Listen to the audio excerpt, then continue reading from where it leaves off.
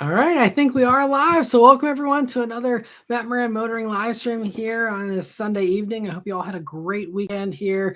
And yeah, thanks so much for joining in here. And I see some people were really in here early. So congrats and thanks for joining here so early on. But anyway, so like all the other live streams here are going to go for about 2 hours or so. This time we're going to try and maybe talk a little bit about the Monterey Car Week stuff since I missed some of that in the weekly update since it all happened over the weekend here for the most part. But then also, just answering all your questions and all that. I will be giving priority answering to anyone who does a super chat or a super thanks there. And of course, all the members there also get the priority answering. And you can always become a member. There's buttons here to join and also a button in the description there if you want to join and also get that priority answering. But anyway, thanks so much for joining in, everyone here. And shout out there to Brian for being the first one in here about 27 minutes ago. Same with Austin. Thanks for joining in, guys. And let me see. So Dom's here. Thanks for joining in, Dom. Kyle as well, Truck and Car Guy. Thanks so much. He said, I had to do a sleep study so I can hopefully get a job, but so be it. Well, congrats. Hope it all works out and good luck. And Ace, thanks for joining in here. Sean and Stephen as well. And I see we have many others here have joined as well. So I see Austin says, I survived Hurricane Hillary, just a rainy day. Well, I'm glad it was only a rainy day for you. I haven't caught up with the news today to see how it went for everyone else, but hopefully everything's copacetic and not too bad. Yeah, there's all kinds of stuff. I still feel terrible about all the terrible fires in Hawaii and all that. It's all just all kinds of crazy stuff recently. I guess we are getting into hurricane season here. So thankfully that's something in Pittsburgh we don't have to worry about too much. So let me go ahead and mute my watch here. And so anyway, let me see other questions. Double Strike, thanks for joining in as well. He says, happy Sunday to you as well. Jazzbo says, hi everybody. Did you all see Matt's review of the Aria? You have to press the brake pedal like it's a Model T. That's true. It was bizarre how far that brake pedal went. And the amount of times during the week that I had that thing that I had to I was wondering why it wouldn't go into drive. It is because my foot wasn't down far enough. I don't know if it was just that press vehicle or what, but it was bizarre.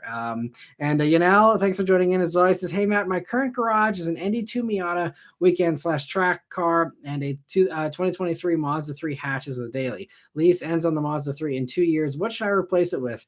Thinking to go a bit bigger. Well, I also appreciate the fact that you're like me and you're 2 years away from your lease ending and you're already thinking. That's totally something I would do too. I'm a big time planner. But anyway, as far as what to replace it with, and going a bit bigger. I mean, it's going to come down to what you prefer. If you are definitely into Mazdas, it depends how much bigger you want to go. I really like the CX-30 turbo, not I don't love recommending SUVs, especially if you're already happy with a sedan. But if you want, a little bit of extra practicality there, I think the CX-30 is a little bit bigger, not by much. I still love CX-5 turbo. I think it's a really great all-rounder. CX-5s are wildly popular, at least around here, and for good reason.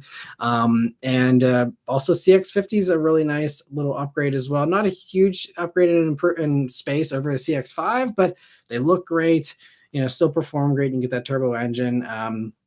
Also 2 years from now, I don't know how much bigger you want to go, but CX-70 will be out probably almost certainly within the next 2 years here, and might even have some lease deals on them by then if they don't drag their feet with revealing that. But CX-70, if you have all the CX-90 goodness just in a little bit of a smaller package, if you just want something with 2 rows, that could be a really nice upgrade. That inline 6 it'll most likely have just same thing as the CX-90, just in a smaller package. That could be cool. I mean, it's not perfect. If you watch my videos on the CX-90, you'll know the transmission's not the best, but I wouldn't let that be a deal breaker. And so that could be a great upgrade, especially if you're someone, again, that wants to stay in the Mazda family. Hopefully that helps you a little bit. Feel free to ask follow-up, though, and I'll be more than happy to chime in. Ace of Spades agrees that the CX-70 should be the move. Yeah, I think that could be a good move for sure.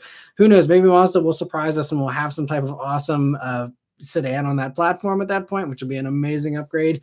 But we'll see. Wheatman, thanks for joining in as well. He says, good evening. Sean says, hi, Matt. Do you think cars are getting more expensive or is it just wages aren't increasing? I've seen Jared talk about this on Twitter, or is it X now? Yeah, I guess we got to call it X now at least, or for now at least. I don't know. But yeah, I totally agree. And it was funny. Me and him have had a lot of conversations. Me and him I'm happy to call him a friend, and we chat a lot whenever we're on the same waves of all the media drives and stuff. And we were talking about this at the Land Cruiser event, and we were even, I think, chatting about this the event prior. I can't remember which one that was. We were chatting about that same thing.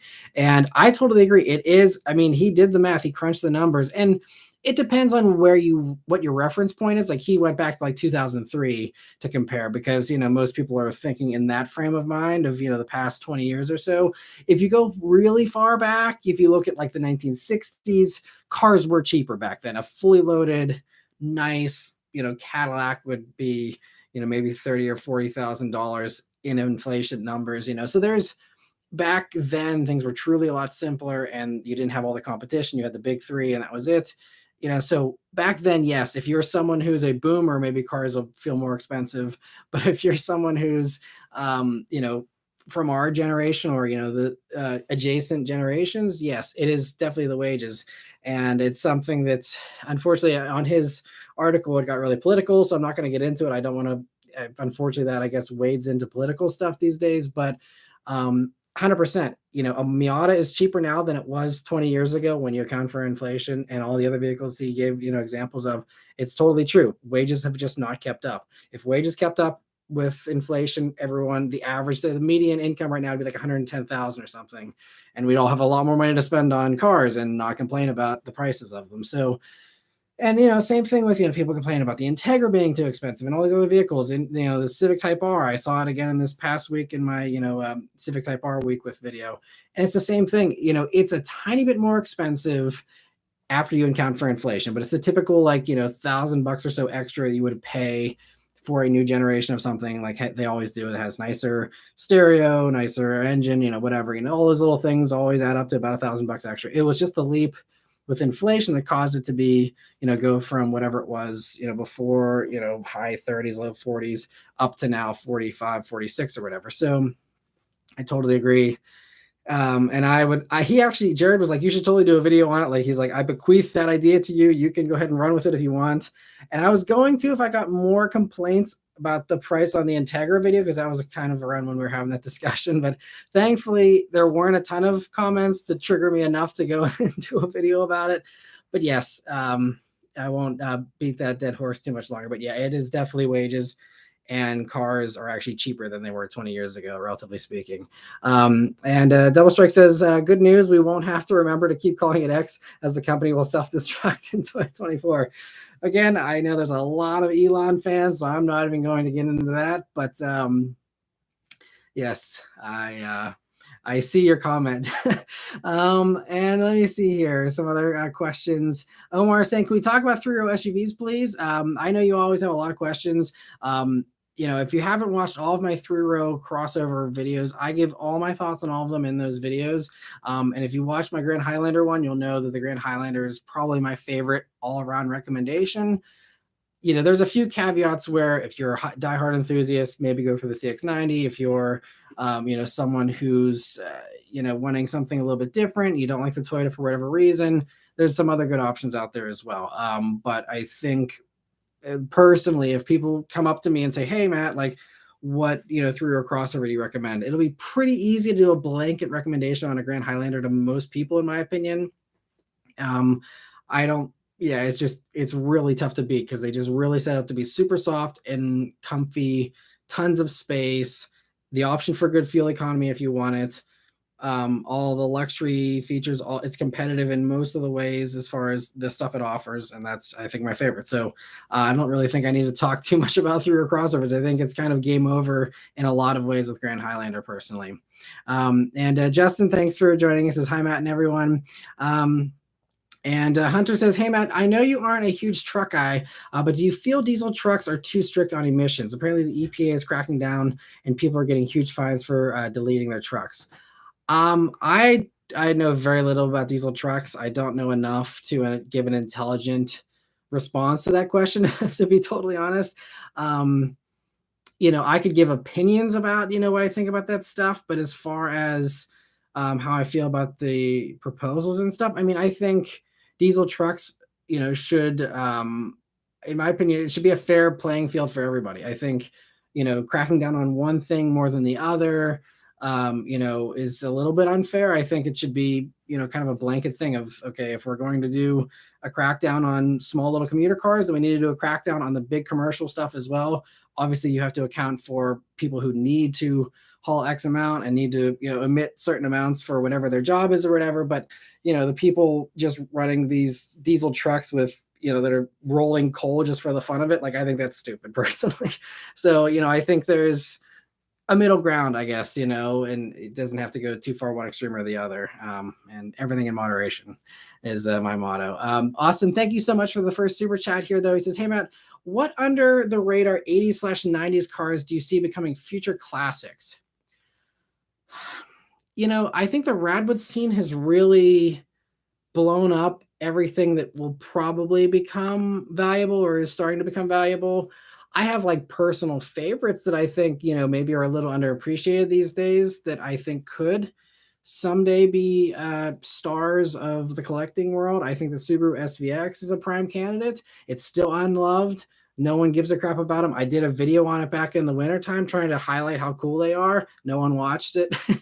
So I think SVX, I mean, it was designed by the Giugiaro, famous styling studio in Italy there, and had a flat six motor, crazy styling, and is actually pretty solid and reliable for the most part. Great driver, classic, I guess, these days. I think I also just love like the Subaru, what is it, XT and the XT6 later.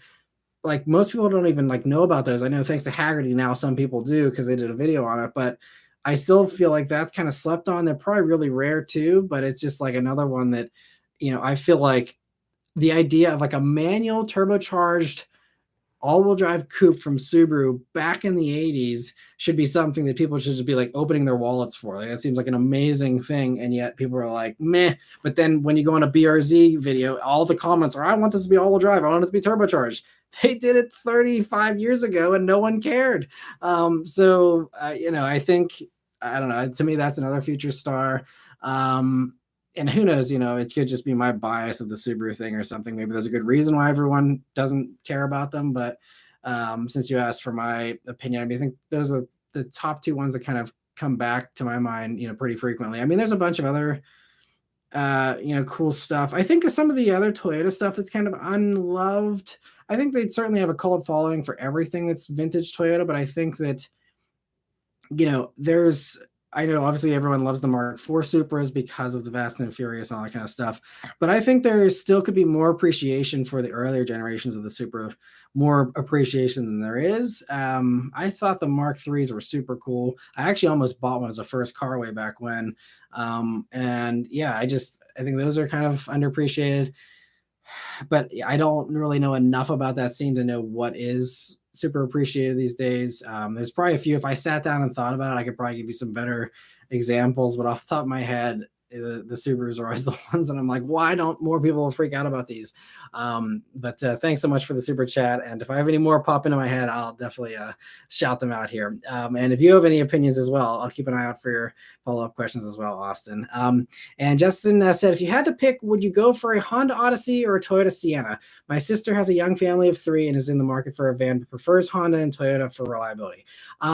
So I would say, it's going to come down to how much they value fuel economy. I think that's really the bottom line, and how much they value the fuel economy power trade-off.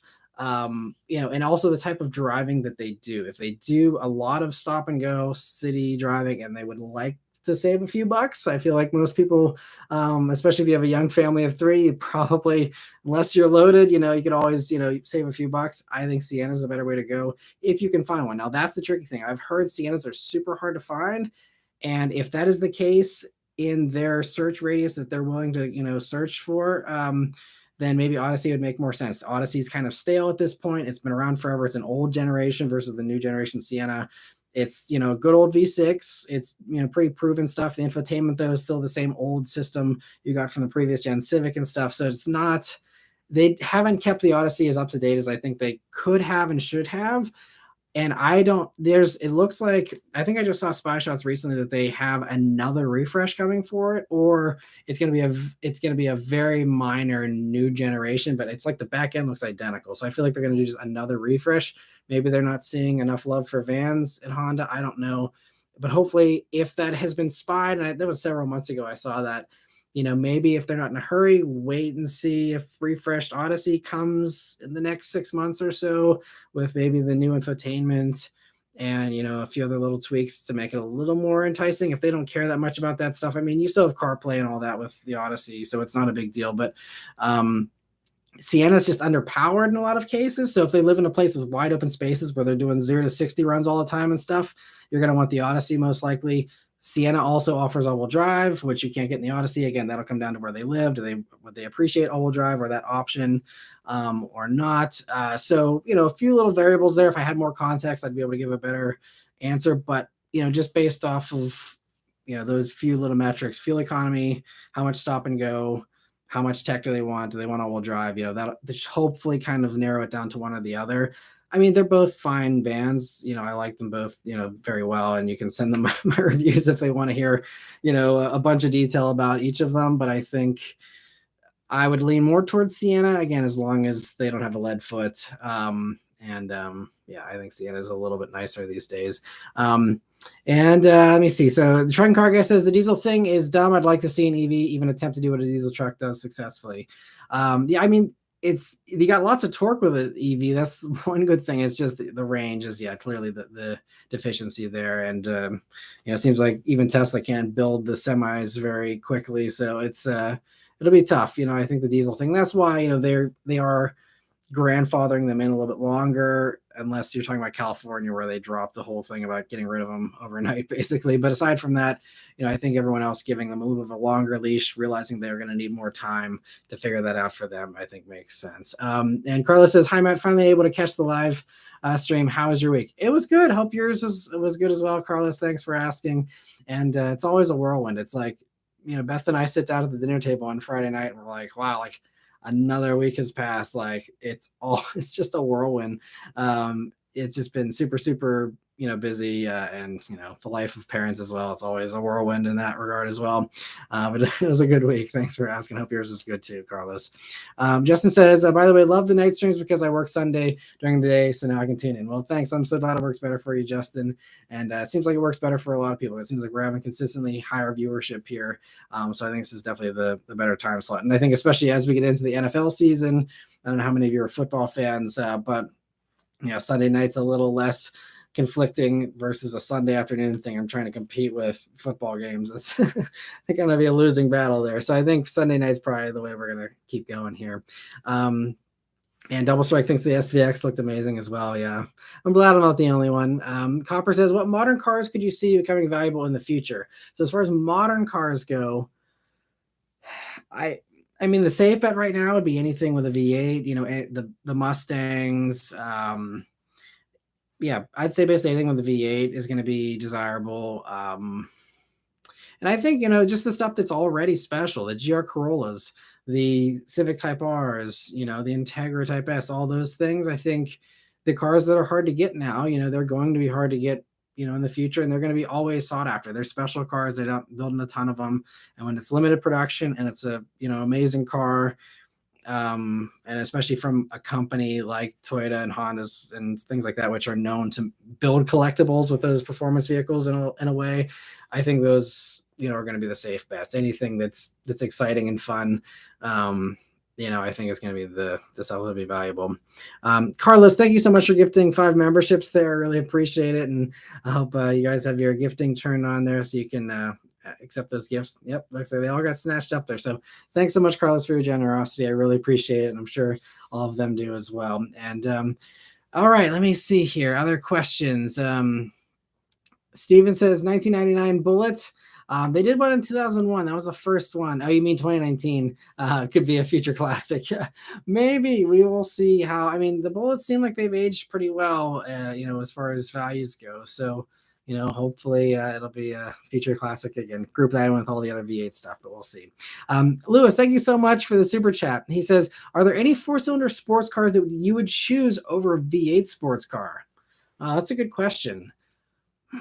So if you're talking four-cylinder sports cars, I'm guessing you're talking like two doors or like actual like sporty stuff over a V8 sports car. I mean, yeah, there's really nothing that would really compete. I mean, I guess you could say like maybe I haven't driven it, but the Lotus Emira, has the four-cylinder version, but even with that, I'd do the V6 instead. That offers. So I don't know. I mean, yeah, I can't think of any four so unless if you're opening that up to like hot hatches and stuff like that, and not just sports cars in the traditional sense of two door rear wheel drive kind of stuff. I that's something some people have been asking recently with all the hot hatches I've been reviewing, and people are like, oh well, why would you pay 50 grand for a Civic Type R or something whenever you can spend that money on a Mustang or something like that? And I think it's different personalities, and it just comes down to what you want, what you need. I mean, if I had to haul large items or I had to put my daughter in the backseat on a regular basis, yeah, I'd get rid of my Mustang and buy an Integra or a Civic Type R or GR Corolla or something like that. So I mean, it just comes down to use cases and all that. So I would happily swap the Bullet for one of those if my needs dictated that that's what I needed to do. I'm fortunate to be in a position where I have all the press vehicles to cover if I ever need to drive my daughter and my wife isn't around, which is like a 1 in a million kind of situation anyway. So yeah, I mean, yeah, but otherwise, I don't think there's any that I could recommend. I mean, maybe there's a four-cylinder sports car I'm not thinking of, but I would say if you go back in history, then that's when I could recommend stuff. Like I would take an S2000 over a 2001 Mustang or something like that. I think that's way better. So I think the tables have kind of turned, but back whenever there was some of that kind of stuff, I would take some of those over that. But as the V8 muscle stuff's gotten so good and actually handles better now, has decent build quality now, all those types of things, it is tough when you're talking about that versus like a four-cylinder Supra or something like that. I'd definitely rather have a GT Mustang over something like that, because that's the four-cylinder Supra is the only like four-cylinder sports car that's jumping out at me right now. I'm sure there's a few others, but yeah. And 718 Cayman is another one. Okay, thanks for that. The 1K, I see your comment there. That isn't, yeah, so that's one I have forgotten about. Four-cylinder Cayman, I think, is a hard pass for me. Anyone who's considering one of those, yeah, I mean, they're awesome with a six-cylinder, but the four-cylinder one, and I drove the GTS version. It was fun. It was fast, and especially if you're into like Subarus, it's like a turbo boxer engine and a Cayman. It's kind of a cool idea if you put it in that frame of reference, but it's still. Yeah, I Cayman's fine. I mean, I like the Cayman. It is good. My buddy has the GTS 4.0 actually, loves it to death. I mean, they're great. I drove the GT4 where I reviewed that. I mean, they're super, super good. But I think yeah, I don't know. Cayman doesn't like get me super excited beyond at least as far as the four-cylinder versions go. And let me see. Okay, Ace of Spades also is chiming in ND2, and then G86 BRZ. Okay, yeah. So I guess yeah, if you're putting those in the running, I guess yeah, that's if you're talking cheaper stuff. I was thinking more expensive stuff for some reason. But yes, thank you guys, Carlos and Ace. Yeah, so if you're talking those, again, it comes down to usage case. Do you because it's just you're talking about 1,000 pounds difference basically between a GR86 and like my Mustang, for example. And you feel that. And so if you're someone who values handling more than straight lines performance, totally. Like if I lived if I lived on the tail of the dragon or something, yeah, I'd rather have a GR86 over a Mustang any day of the week. But again, it comes down to where you live. If you live in a place with long straightaways or something, then I would say go for the V8 sports car. If you live in a place where everything's a tight, windy corner, go for the ND2 or GR86 BRZ for sure. So and I mean, if you're asking, are there any that I would choose over V8 sports car? I mean, I came very close to trading in the Bullet for a BRZ, and I haven't completely ditched that idea. That is still something that is in play potentially someday. Like I talked about at the end of the last live stream, the Bullet is something I still would love to keep forever, but there's, depending on how the YouTube channel does, it may come down to a point where having, a $40,000 paperweight sitting in the garage that gets driven maybe once a month if I'm lucky might just be kind of foolish to be having all that equity just sitting down there doing nothing when it could be appreciating in faster ways than, hoping that the car appreciates, so I may be one of those people that switches over and ends up swapping it, for a GR86 BRZ and cashing out the rest of the equity to do better things with, so we will see. But yeah, lots of good options there when you go down to the lower price point. Thanks guys for helping me out there, and I was blanking on those other cars. Stephen, thank you so much for the very generous super chat. He says, thanks for doing these, man. Thanks for watching and joining and supporting, Stephen. I really appreciate all the support. And it really does mean a lot. And don't want to get too far behind on the other questions here. So let me see. So yeah, I'm a little bit behind on the member questions here. So thanks for joining in. And he says, that's where the Previa comes in over the Sienna. I wish that Previa became a thing. That'd be so cool.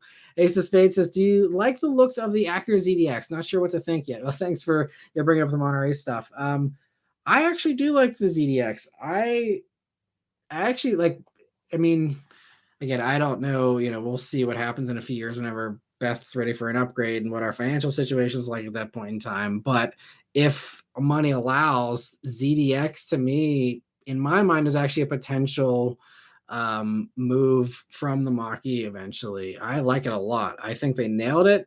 I love the Ultium platform. It charges, really nice and quick. The interior looks fine aside from the window switches like I complained about in the weekly update. But I like the looks of it.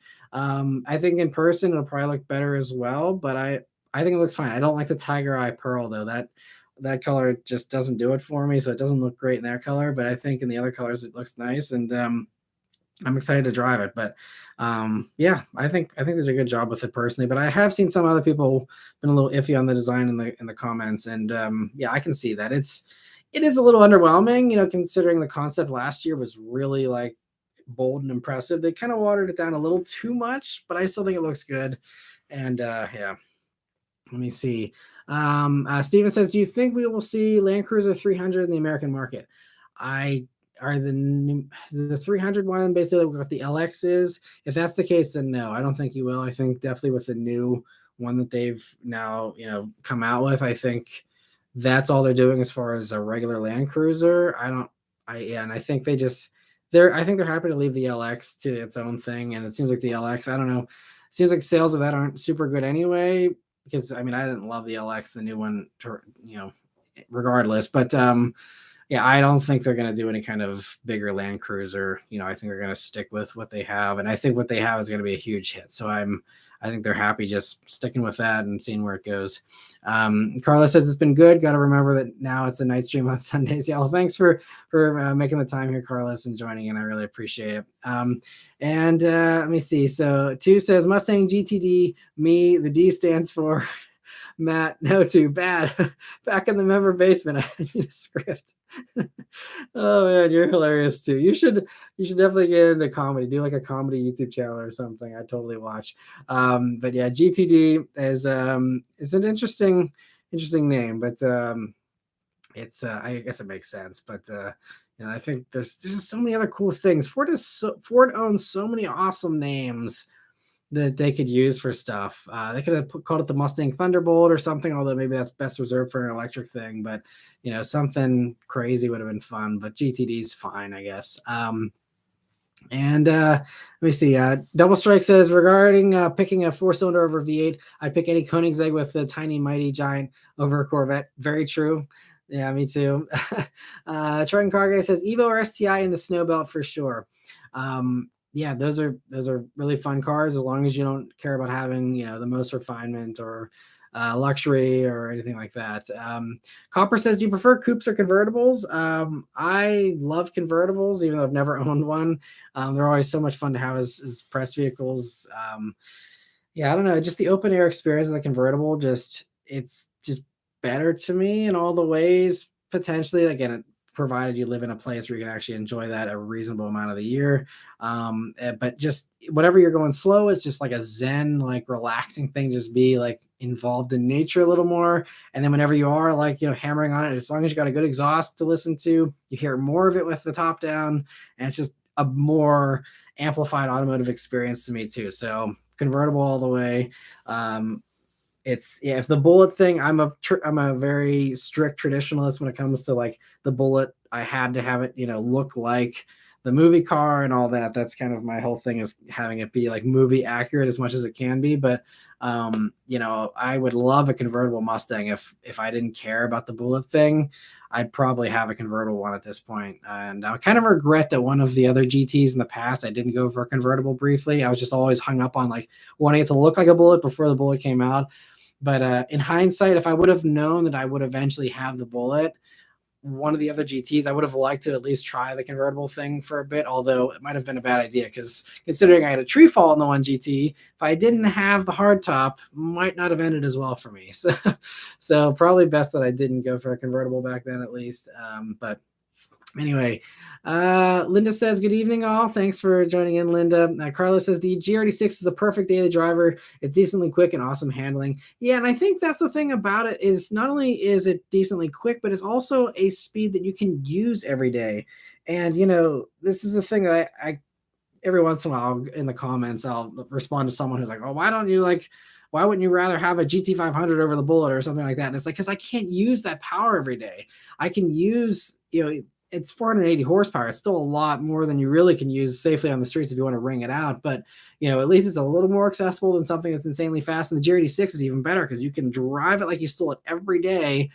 And yes, you can get up to speed pretty quickly, and you can still get speeding tickets in it, but you can exploit the power more. And it's kind of funny how there's so few enthusiasts that truly appreciate the like driving a slower car fast thing, because it gets some of that energy out of your system a little bit better than having to go to a track day or something and do 150 miles an hour. You can just like redline your little GR86 every day and have a huge grin on your face.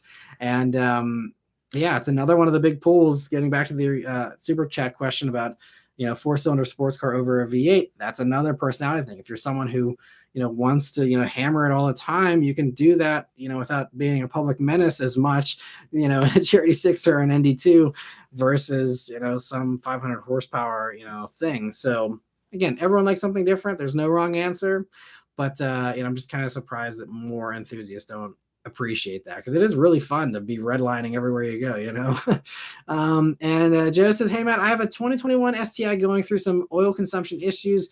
Always open to ideas on other cars that are all-wheel drive, manual sports cars. I don't know about anything new, but suggestions on new or used sub 40 grand. Well, sorry to hear about the oil consumption issues.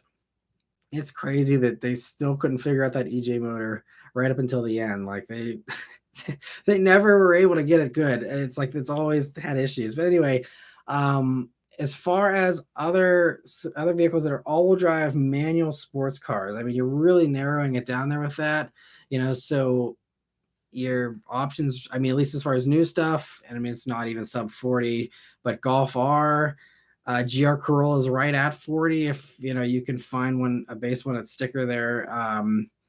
And then aside from that, it's just WRX these days, right? I mean, if you want a manual all-wheel drive thing, and if you go back far enough, I mean, there's other options. You can go like, Audi S4 for a couple of generations ago when that had the V8. Like that was a really fun thing. And there's even some, like the Turbo V6 one also offered all-wheel drive and a manual for a bit there. So S4 could be a good choice. And yeah, I think I'm sure there's some others I'm missing, and I'm sure other people can chime in here. John says an Evo, which is another thing there. If you want to switch, have something very similar, Evo, is the way to go. But I mean, if you like Subarus, I've been hearing, and I would actually really love, because there's been a lot of people commenting about how tuned new gen WRXs are like apparently monsters, and they like take to the mods like super well, and you do $1,200 worth of mods on them, and they're like 300 wheel horsepower and like super awesome. So I actually really want to drive a modded new WRX and see for myself. But everyone's been like, oh, why would you bother with all these hot hatches? Go buy a WRX for 30 grand and put $1,200 into it, and you have something just as fast. So if that's the case, maybe new WRX would be your answer there. I don't know reliability wise how that motor is. Hopefully it's definitely better than the EJ, but by how much I don't know. But yeah, it just comes down how much you're into Subarus still. But I think that's still the easy recommendation for anyone looking for all-wheel drive manual. And like I have a friend who that's all he wanted was an all-wheel drive manual thing he could put his kid in the back. And he ended up with a WX. He flirted with other things. He thought about a Golf R and a few others, but just at the end of the day, it's really hard to beat a WX, especially if you get a lower priced one. They are a solid value. They price them well. Dealers are offering discounts. There's lots of them out there. They flooded the lots with tons of them. So unlike everything else these days, it's actually easy to find one in every color right around the corner, which is what every complainer on the internet, wants is, one of every color, on the lot with huge discounts, because that's what everyone used to be used to, pre-COVID and stuff. So if that sounds like your kind of buying experience, then WRX might just be the way to go, because all the other stuff that I mentioned is probably going to be harder to find and more of a pain. So it's probably the best recommendation I can give there. But if I think of anything else, if anyone else has anything to chime in on, I always appreciate, because again, I'm far from being comprehensive when I'm thinking off the top of my head here. But Lewis, thank you so much for another super chat. He says, does a Civic Type R handle better than a Camaro SS? So I don't like using blanket terms like just better, because they just handle differently. Now, I mean, I guess if you want to talk objective stuff, I don't know off the top of my head like what the lateral G's are of the two. I think Camaro SS might win out if you're talking about a 1LE package. Just because they have wider tires and just, it's a sports car. So I would assume that it might have more grip, but it's also heavier. It's a preference thing. I think, what feels like good handling to you? Is it being super low to the ground? Is it feeling like it's on rails? Is it a lightweight feeling? If it's a tossable thing, you're going to be more tossable in a Civic Type R, because it's going to be, again, be at least 600 pounds lighter than a Camaro SS. And weight balance, you have less over the front end with, Civic Type R with a little 4-cylinder versus a V8 with a Camaro. So, I wouldn't say one handles better than the other, because for some people they're like, well, yeah, but then it's got front wheel drive and torque steer and rah, and people get all triggered about that and they say, oh, I'd definitely have a Camaro SS instead. But then you have the extra weight, and so there's trade-offs with everything. So everything has its compromises. Nothing is a perfect blanket, like 100%, like it beats everything in every metric. Objectively, it's always going to come down to preference and what you like. So whatever your personality would like, I think is going to be the better way to go. And if you don't know, then try and test drive. You don't have to get a brand new Civic Type R. Test drive the previous generation on some used lot. Find a ratty beat up one that they don't care about you taking out for a drive, and just see what a hot hatch is like if you've never driven that kind of stuff before. And then, take out any Camaro SS. You don't even have to do the brand new one or, anything that's super new. You can go back to the prior generation if you want, and just kind of, feel it out for yourself and see what feels more fun to you. They did a fantastic job with the Camaro SS with this current generation. The Alpha platform is amazing, and it is really transcending a muscle car. It is a true sports car in a lot of ways, but it's still just the weight thing, and it's just, I think, with everything that I think of when I think of like a good handling car, to me, lightweight is a key component. So to me, I'd go for whatever the lightest vehicle is in your list. So if we're talking Type R versus Camaro SS, to me, my knee-jerk reaction would be to say Civic Type R. But again, maybe the lateral G is higher in the Camaro or something, and so someone will point at a spec and say, this is the better handling one. But I think if you're looking for what can you tear up a back road in easier, I'd say Civic Type R I would choose as my backroads weapon over Camaro SS.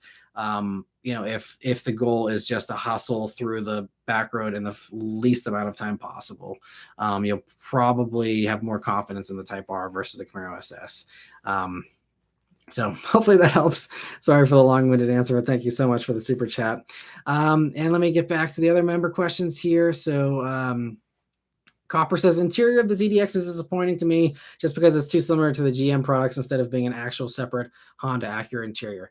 Definitely. I think, that I mentioned, they have the shortcomings there. Same starter button as the GM stuff, the window switches. There's and it's like I said in the weekly update. I'm sorry if I'm repeating myself, but it's some of this stuff. It's just like I'd love to know what they had to settle with and what they didn't have to settle with, and what was just maybe a lazy phoned-in thing or just a cost-cutting thing. I don't know, but you would think they'd be able to swap out the plastic switch for the starter button. Like, how hard is it to make another plastic starter button? Even if you have to use only that cutout and you can't change the dash shape or anything, like you have this circle. Like, I'm pretty sure any random person with a 3D printer can go 3D print a new starter button and build it. Like, I don't know. Again, it's really easy to be an armchair product planner over here and just act like, yeah, I have all the answers. But you know, is it impossible to do a new starter button? Maybe it didn't make sense, but they should have probably spent the few bucks to do a new starter button, because those little things matter. Windows switches is another thing. Someone, whenever I said that in the weekly update, someone was like, well, all the electronics have to probably talk with each other, so you have to use some of the GM stuff. But I mean, even like the Windows switch caps, like even if the base of the Windows switch has to be the same because you need to have it on the right circuit or whatever the case is, like still, like take the little plastic part off, put one from a Civic on there or an RDX or whatever other ACC you want to take out of the parts bin, and call it a day. I mean, it's just, yeah, I think, yeah, they could have done a better job with the interior for sure. Exterior is fine on the ZDX, and I'm sure the interior will be fine. I mean, I think, I can nitpick about those little things, but at the end of the day, I think they made when you're talking about the big decisions there, they made the right ones. I'm happy there's no controller, because that was the number one gripe that everyone had with an Acura interior, was the controller. Now there's no controller. So if we're in the bargaining mindset, I'd rather, have GM window switches but have no touchpad. And if that's the compromise that had to be made, or I have to make in my own mind just to kind of, reconcile that, then fine. Like, I'll take GM window switches for the functionality of GM's great, touchscreen infotainment system versus them tossing a bunch of the old Acura stuff in there. So, I think, again, big picture stuff, I think they did a good job on it, though. And Two says, would you be interested in a cold read video where you read something written by someone on camera, just give your live WTF reactions, working hard in the basement? Yeah, that'd be fun to do if I didn't have to worry about any kind of like blowback or anything, because on YouTube, but you always got to be careful what you say. And so I like having control over what I'm saying. Kyle says, I had a 2017 4-cylinder Camaro prior to my current LT1, and that car was actually really fun to drive. So much lighter compared to the V8, and you feel the difference in corners. That's a good point. I forgot about how, there was the 4-cylinder for the Camaro there with the you could get with the 1LE package there for a little while. And I mean, the Turbo Camaro was good. I think, back when I was doing my reviews, I was comparing it to the EcoBoost because I was in an EcoBoost at that point in time, and they're just different kind of feelings. But getting back to, again, 4-cylinder versus V8, great to, chime in with your thoughts there, Kyle. I think that's a very valid point. And for people that are weighing those two, for some people, yeah, if you value the better handling there and the lighter feel, 4-cylinder Camaro still, could be a great choice. I think it's just, the only thing I didn't love is that the V8 or the 4-cylinder Camaro was just a little bit peaky. And I mean, Kyle, you have more experience with this than I do, so I mean, maybe you can chime in on that as well. But to me, it just, EcoBoost Mustang had a punchier feeling 4-cylinder. 4-cylinder Camaro felt a little out of breath every once in a while if you caught it off guard. But yeah, another great car, and it's cool they offered it with a 4-cylinder for sure. And Carlos says Focus RS is good too. That is another good recommendation, as long as the seating position doesn't irk you, because that's the one thing. And I talked about it in my review way back when, but and I've talked to more people since then, and they're like, yeah, like the Focus RS seating position was terrible for a lot of people. If you're the wrong body type, it just like, I hated the way that seat was angled. So like, we basically just put a ton of pressure right under the bottom part of your thigh every time you put the clutch in, because the seat was angled like you're, sitting. I don't even know what comparison I can make, but it was just like you're in this like angled seat and your legs are shooting up towards the sky, but they need to be down to hit the clutch pedal. And it was just like, I don't know what body type they used as a reference point to set up those Focus RS seats. It's not the end of the world. You can live with it because it's an awesome car, but I don't know. I don't know if I could daily drive a Focus RS for that reason. Again, everyone has different body types, and for some people, I'm sure it's not an issue. But that was the thing about the Focus RS I didn't love, but it was great otherwise. Joe says, just want a fun, reliable sports car. That's why I think used, and I think it's the PCB system that sucks. We'll see. Gotcha. Yeah. So if you're talking reliable sports cars, yeah, I mean, to me, maybe I'm biased, but it really is like the V8s are really reliable and proven at this point. Whether you're talking about Camaro, Challenger, or Mustang, they've all been around forever. They're all pretty solid, pretty reliable cars. And especially if you're looking for something with power, they're fun. But if you want, something all-wheel drive, in a manual though, that's why I think if you're looking for something reliable, then I would recommend something newer. I know you're mentioning used, but new stuff, you have the new warranty that covers you for a good while, and you have hopefully newer technology that's will be a little bit better, unless you're talking about something that's proven and older. There's some other stuff. Like if you really want something reliable, you can go for like a Lexus IS 350 or RC 350, but then you give up the manual. So there's there's so few manual options these days, and even if you go backwards, there's just not a lot out there as far as all-wheel drive manual stuff. There wasn't a lot of it out there. It's a shame.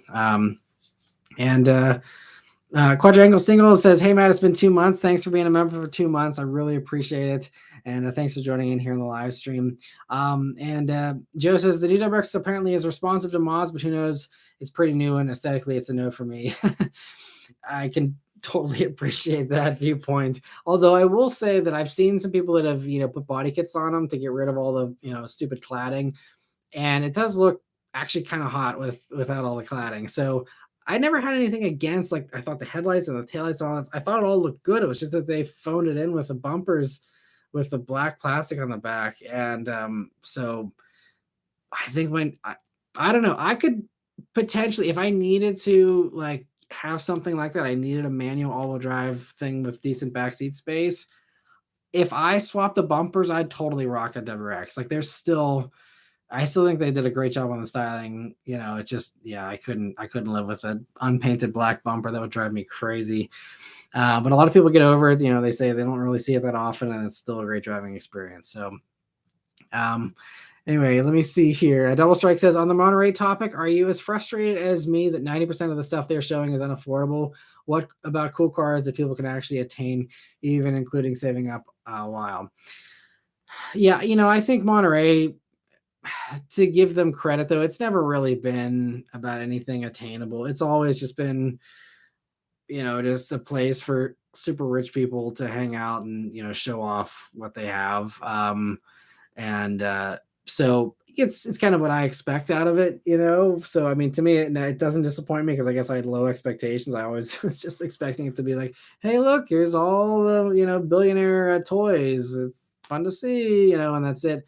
I mean, I have a very, I don't know what, I guess just jaded look at that whole segment, because like you said, it's hard to get excited about that stuff, but at the end of the day, even if they're never going to get driven, it's cool to see new cool cars still out in the world, even if, we'll never see them.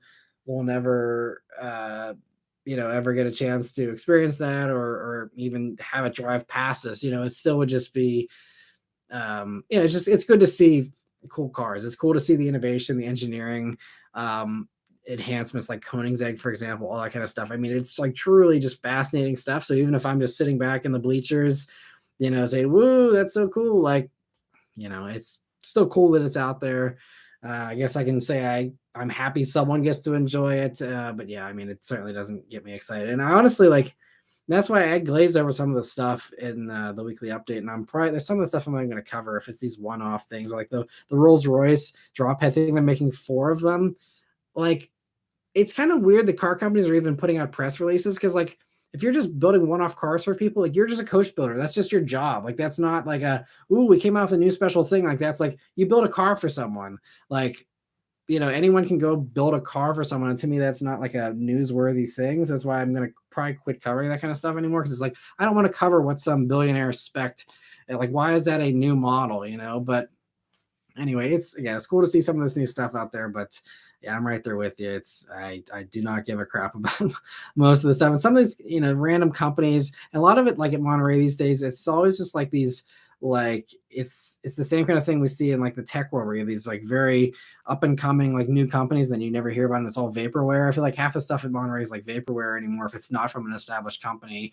And it's like, oh, look at these crazy things that are, millions of dollars, and 5 of them are going to get built. Do they actually ever even build 5? Do people even care, about that stuff? I don't know. I guess there's maybe 1 or 2 billionaires that might, but I don't know. And Kyle, thank you so much for gifting 5 memberships. Sorry I missed that. And that was a little bit ago. And I also see BT Aurora has a super chat here. But thank you so much, Kyle, for the generosity. I really appreciate it. I'm glad that you guys were able to snatch those up. And so BT Aurora, again, thank you for the super chat. They're saying, why Integra Type S is so hyped? Would it win against TLX Type S on the track? I'm sure someone's going to do that comparison at some point. It's just, again, it comes down to different experiences. For some people, it's exciting because it's a manual, because it's the return of a hot hatch Acura, that we haven't seen for a long time. And I think for a lot of people, there were people with the last generation Civic Type R. I was one of them. I wish they offered like a wing delete for the last gen Type R. They offered it in Canada. And I see you're paying in Canadian there. So maybe that's something, it's a little bit less appreciated if you're someone who comes from Canada, where you could get a wingless Type R, but we couldn't get that here in the States. And so it's finally a wingless Type R for people who want all the Type R fun, but don't want to look like a boy racer with a huge wing on the back. Now you have, the Integra to kind of give you a more mature look, so you don't have to be embarrassed in the drive-through line, being like, oh, sorry, I'm having this huge wing on the back, but I'm, a middle-aged, person or something. It's just, I think there's that going for it. Now, as far as against Type S, TLX, they're just different cars. I think, I love the handling. I praise the handling up and down in TLX Type S. I love it a lot, but as good as it is, it's not nearly the level of engagement you get in the Integra Type S, because it's just, you're sitting lower in the Integra, the steering sharper, it's a much lighter car, and it's just more engaging with the manual. But I mean, everything, the steering's sharper and more connected. It's just a whole different kind of feel.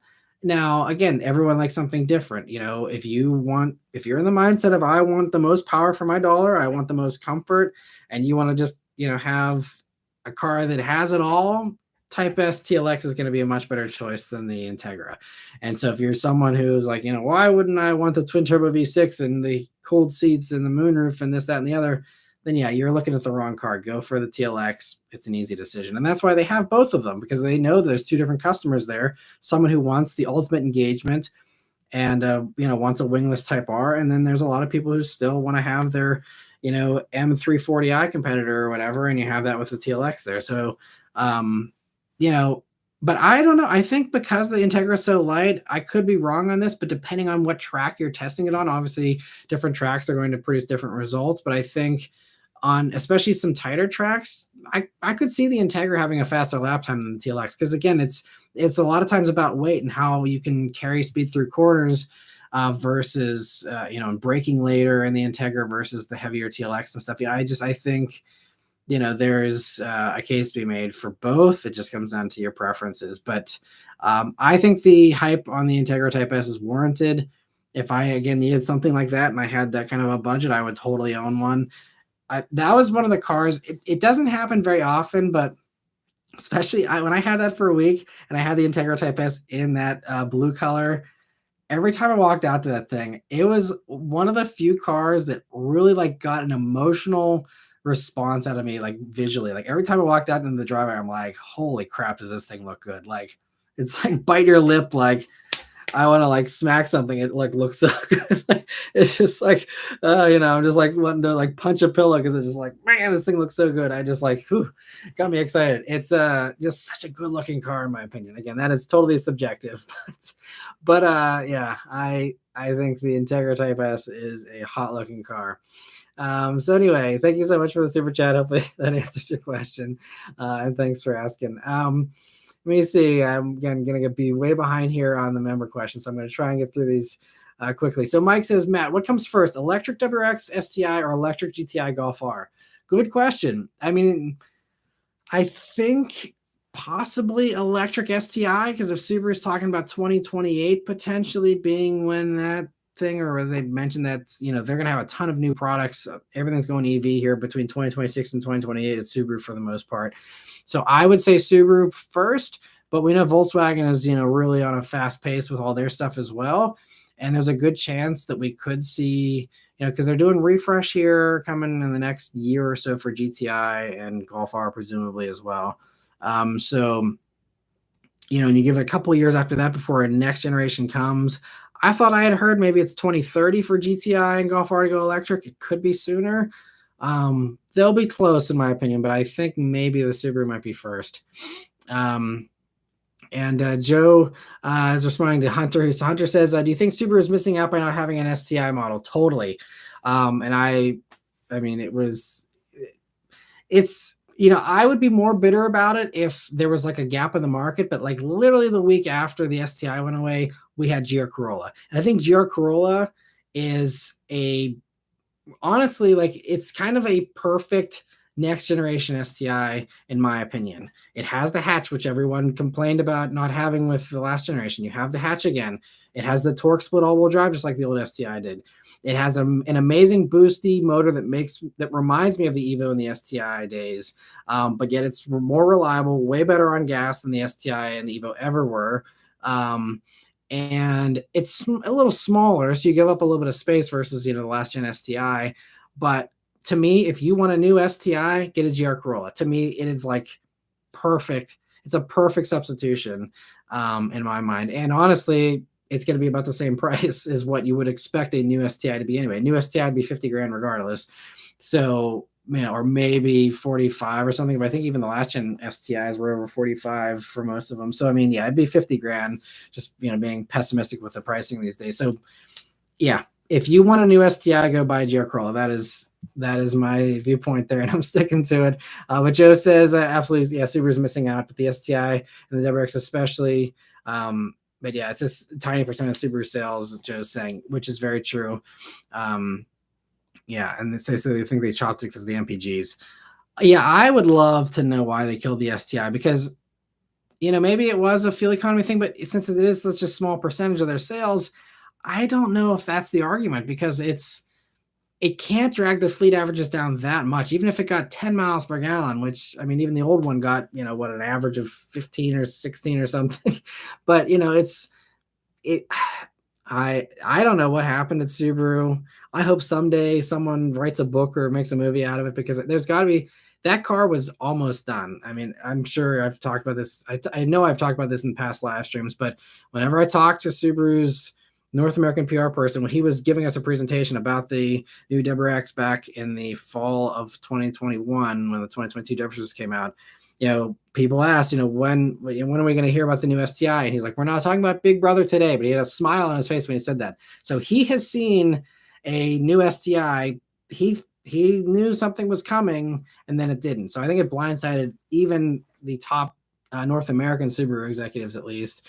And I would love to know what happened, but I'm guessing it's a Japan decision for some reason. But there is a new STI that, you know, is hiding in a warehouse somewhere, some kind of prototype. They had it done because they were so close to release as far as when they were, you know, expected to be releasing that it should have been basically almost done, aside from minor tweaks. So they did the engineering work for it and then wasted all of that for whatever reason. But anyway, Copper says, has Honda revealed the full production info for the Prologue yet, or was Acura the first who fully debuted their car on the Ultium first? Well, Prologue has been fully revealed, and I believe people did walk-around videos of it already. But I think there is more coming because, you know, again, we are getting close to those vehicles actually, you know, starting up production and stuff here. You know, and I think what they're saying early 2024 or something. So, yeah, I think there will be more on Prologue soon. Yeah, I think, yeah, because no one's even crawled around the ZDX yet. So I don't think they've really done full-blown media stuff on any of them yet, but I think that should be coming here relatively soon now. And Diego says, what cars or car companies have you found to have the best adaptive cruise control? I would say, I mean, if you're talking just regular cruise control, because I think Cadillac Super Cruise, GM's, Super Cruise is hands down the best system right now because it's hands-free and it does auto lane changes without you needing to actually do anything. Other companies claim about auto lane changes, but it's like hands on the wheel and you have to initiate it and you just, I guess, let it guide you over. Like Hyundai has that. And it's like, it takes an eternity to do that. Like, I don't understand who would ever actually use it the way that it's currently set up with the auto lane changes with some of these other companies. But Super Cruise does it automatically. You sit back and it does it. Goes in and out of traffic for you. Super Cruise also will maneuver over, like if it sees an 18 wheeler coming up, it'll go closer to the shoulder on the other side and get you away from that truck. Like every one of us normally would drive. At least I drive that way. You stay away from other cars. If it sees other cars, it'll go away from them a little bit. And Ford has picked up on this with Blue Cruise. They're doing those same exact things. They're basically copying all the features of Super Cruise because they know it's like the best way. So I think those two, Super Cruise and Blue Cruise are top two because they're actually hands-free and they're confident and not scary with the hands-free.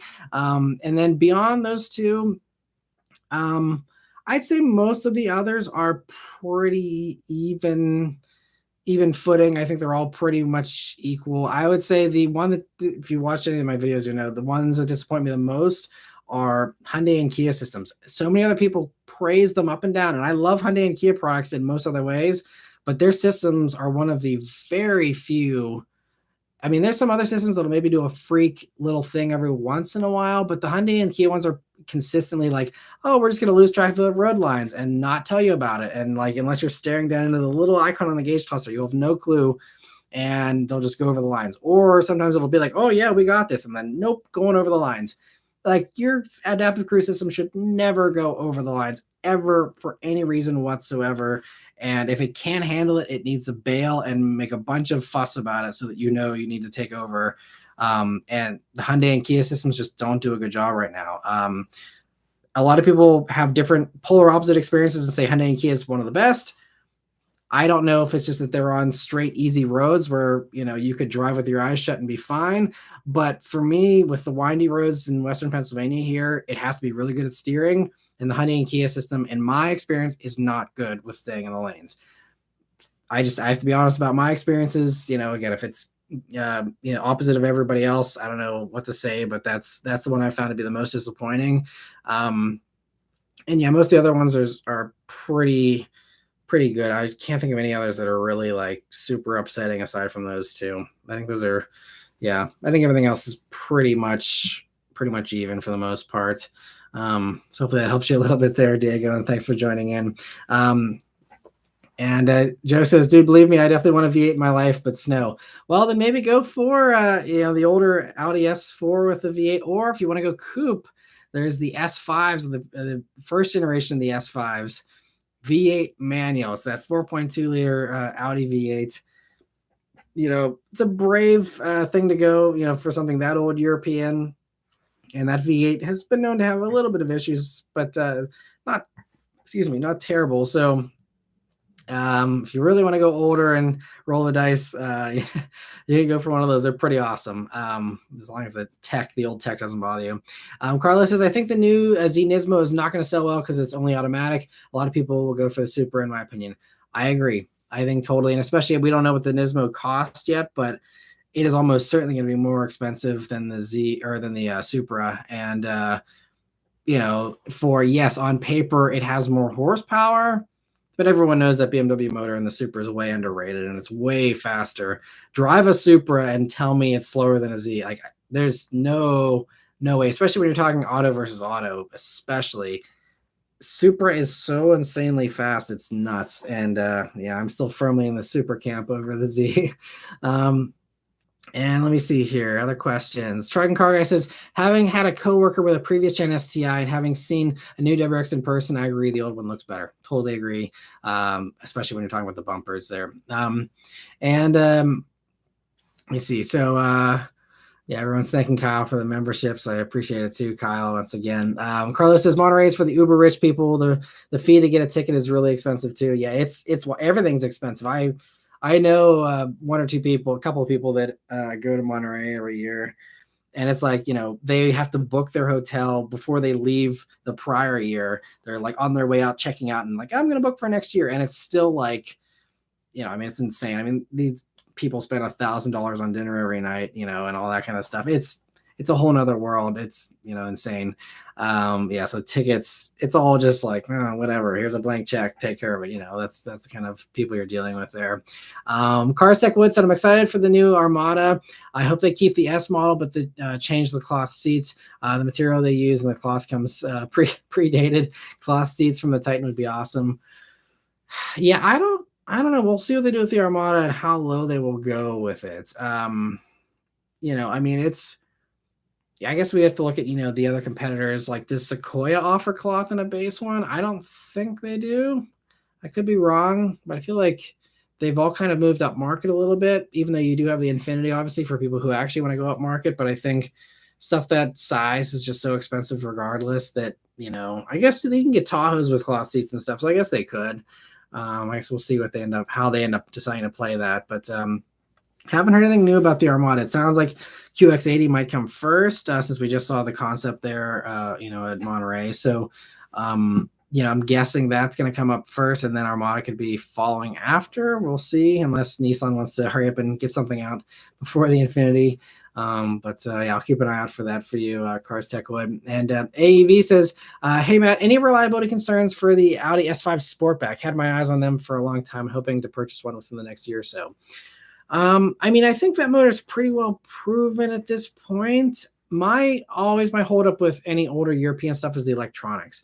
That is typically the stuff that, in my experience, has been the problematic stuff. It's not that the mechanicals ever really fail. Sometimes some of the other little auxiliary things will fail because they're over engineered and over complicated. So some of that stuff fails for that reason. But the core mechanicals, most people say, their BMW motors are super reliable. Their Audi motors are pretty solid.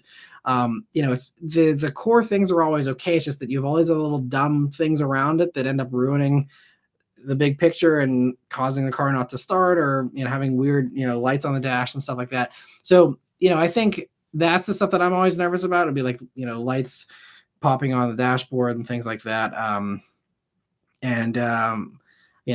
So I think for any used European car, the thing that I always tell people is just to get an extended warranty on it, preferably from the manufacturer if you can, or from the dealer, something legit, nothing weird, third party, but, get a good solid extended warranty to cover all those little diagnostic things and all that. But I don't know enough about the S5 Sportbacks in particular to tell you, any solid reliability stuff. The best place to go if you're ever concerned about that stuff, for any car for that matter, is, try and find a Facebook group for that particular vehicle, or vehicles that have that same engine and, same transmission, stuff like that.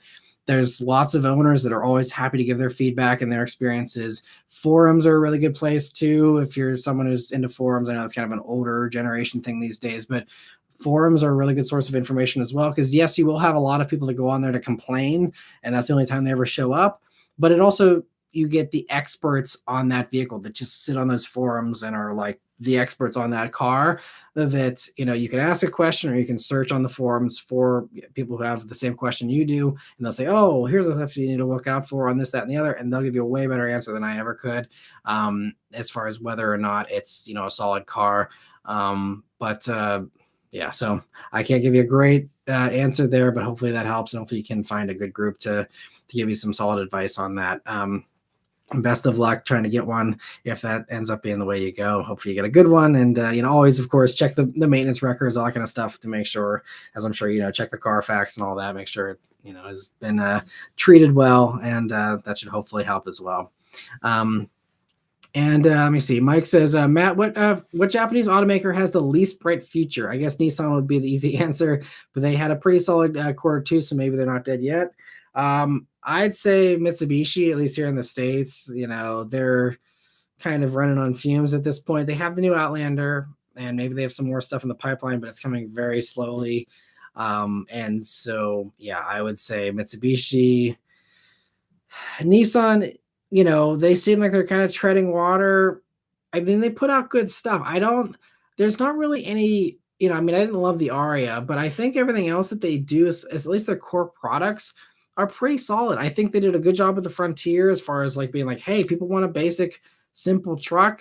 And the Frontier kind of came in with that lower price point, didn't do all the overcomplicated stuff you're seeing with all the others with, turbo engines and all kinds of fancy stuff. They're just, here's an old V6, and I mean, it's a new V6, but it's just an old fashioned kind of V6 engine.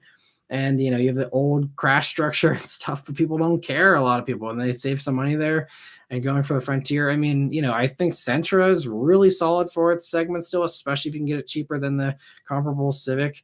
I think it's way nicer than a Corolla interior and stuff. I think Sentra's great. Altima's pretty good. Again, I think Accord is better. I don't think Nissan does anything better than anybody else, but I also don't think they're dead last a lot of the times in my mind as far as rankings for them go. So I think Nissan does some pretty good stuff, but I think Mitsubishi is probably the least bright future. And the next one I could see exiting if they ever do, but I think, I could see Mitsubishi exiting the US market before pretty much any other car company right now that I can think of. And Joe says, new WRX aesthetically, front, yes, side manageable, back atrocious. Yes, I agree. They look way better with kits, but I'm not super keen on dropping that kind of money off the rip to live with it. Yeah. And that's totally fair point. Yeah. It's you shouldn't have to drop thousands of dollars painting and putting a body kit on a vehicle just to be happy with the looks. Totally agree, Joe. But for some people, they would rather spend, a few grand on that versus going up 10 grand for a Golf R, which gives them, the only other thing with a manual and, all-wheel drive and all that. But totally understand that. And Brian, thank you so much for being a member for 4 months now. I really appreciate it. And I hope you're enjoying all the member perks there. Let me see other questions here. So Theo says Nissan Infinity is easily dead, in my opinion. They used to be so good.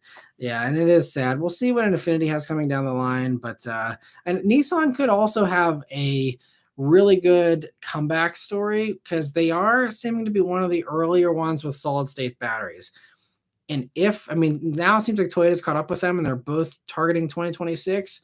But if Nissan can do affordable solid state batteries before Toyota does and gets a jump on them and does good quality, good range, like really impressive solid state stuff. That's something they've been working hard on at Nissan. If they can do that before everyone else at a better price than everyone else, that could be the EV in 2026. And maybe it's a Hail Mary for them, but I think that could really boost their fortunes, I'd say. So we'll see, if they can actually, execute on that. But that is, I think, probably what they're hinging all their hopes on right now. If that is truly still their plan is 2026, that could be huge. If all of a sudden you have 5-minute recharge times and 600 miles of range and Nissan's the first one to do it, you'll have a lot of EV buyers lining up at Nissan dealers, at least to give it a try. So we'll see. But let me see. Joe says, sorry in advance. I didn't mean to have you jump back to what you're talking about. Just trying to type while you're talking about it. But yeah, sorry, I'm just behind on comments here. But yeah, I appreciate the follow up there, Joe. And Hunter says Infinity GTR would put them back on the map. Yeah, it's so sad they didn't do the Eau Rouge version of the Q50 that they did the concept of with basically GTR motor and a Q50. People would have been so pumped for that. And again, it's a parts mashup special, with part shelf stuff like it. I mean, yes, you have to engineer it and make sure everything's well-rounded and stuff. And, the Japanese brands especially are a little more perfectionist about that stuff than some of the others sometimes. But, I sometimes wish that they would just listen to feedback and just do it. Like maybe they have reasons why. And I mean, it's their car company. They can run it however they want. But yeah, Infinity GTR would have been, hugely popular, or even just, some kind of crazy Q60. I mean, the Q60, I still think to this day looks so good. And especially if you're flexible on the manual requirement there, Joe. Another thing, twin turbo V6 in that all-wheel drive looks so good, super comfortable. I love the one I had for a week. Q60 totally slept on in my opinion. But anyway, put the GTR motor in that thing, and make it amazing. That could have been, that would have been so sick. And instead, none of that stuff happened. So it is what it is. Theo says they should have never killed the VQ in favor of the unreliable VR30s. They should have supercharged the VQ from the factory instead. That would have been cool. I feel like superchargers just are usually a recipe for terrible fuel economy, though. That would have been fun for sure. Let me see. So Copper says, because you said it, I always find it weird when Canada doesn't gets a car we don't get because it doesn't sell well here. But it probably still sell more units compared to Canada. I wonder if it's stricter safety laws or something. I don't know why sometimes Canada gets different things. Obviously, like some things like heated seats and stuff make more sense if you're selling to a higher percentage of snow dwellers, things like that. But some of the stuff though, it's like moon roofs and things like that, and it's like, why it's offer that in Canada and not the States? But yeah, it is kind of strange how some of that plays out. I don't think it's really a safety law thing. I'm not sure what it is with some of that stuff. Hugo says, hey Matt, did you see that TFL saw the rampage in Ohio? I think I missed that. I had not seen that, so I'll have to check that out. Yeah, it's so funny that they are like being coy about the rampage, and it's like, it has an American flag in the taillight, basically. Like I'm almost certain that's coming to the States.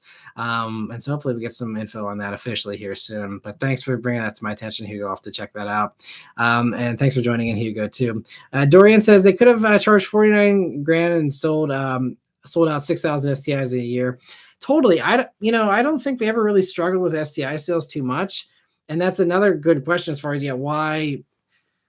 Yeah, I know that they spent the money to build that car. So I don't know how, it's just, that'll be that's still one of the biggest automotive mysteries to me, is how far along they were. And then it just gets discontinued. It's so strange. Triton Car Guy says they had older Chargers and Magnum V8s with all-wheel drive, but good luck finding them. Yeah, they are very tough to find. Even I think the V8 Charger, because it was, the problem was they hooked it up to the 5-speed. You never got it with a good 8-speed automatic. But yeah, they're tough to find, but they're out there. And Copper says, and it's also it's only the 2.0 trim for the first few years. You get the B9 A4 with a manual and a quattro. Yeah. Okay, so yeah, A4s as well. So that's cool to hear that. Yeah, I remember those actually, because I used to work at an Audi dealer in that era where they had the manual A4s there with the quattro. And it's cool they offered it back then, even up to those late 2000s. Was cool. And let me see. So Dorian says, hey Matt, I think I decided on the Mini John Cooper Works. Odd fact that the Golf R lost almost an inch in ground clearance this edition. Yeah, I was surprised because I honestly didn't realize that either until you mentioned that. I mean, I didn't even come across that in my research on the Golf R. Not like I really check ground clearance numbers when I'm looking at that kind of stuff. But yeah, that's so strange. The Golf R lost because, I mean, it seems pretty similar from at least just my eyeballs, I think. But yeah, it's kind of crazy it lost that. But glad you were able to hopefully decide on the Mini there. Hopefully it treats you well and works out good for what you need it for. But they're fun. My brother-in-law still loves his Clubman John Cooper Works, and it's a sweet little car.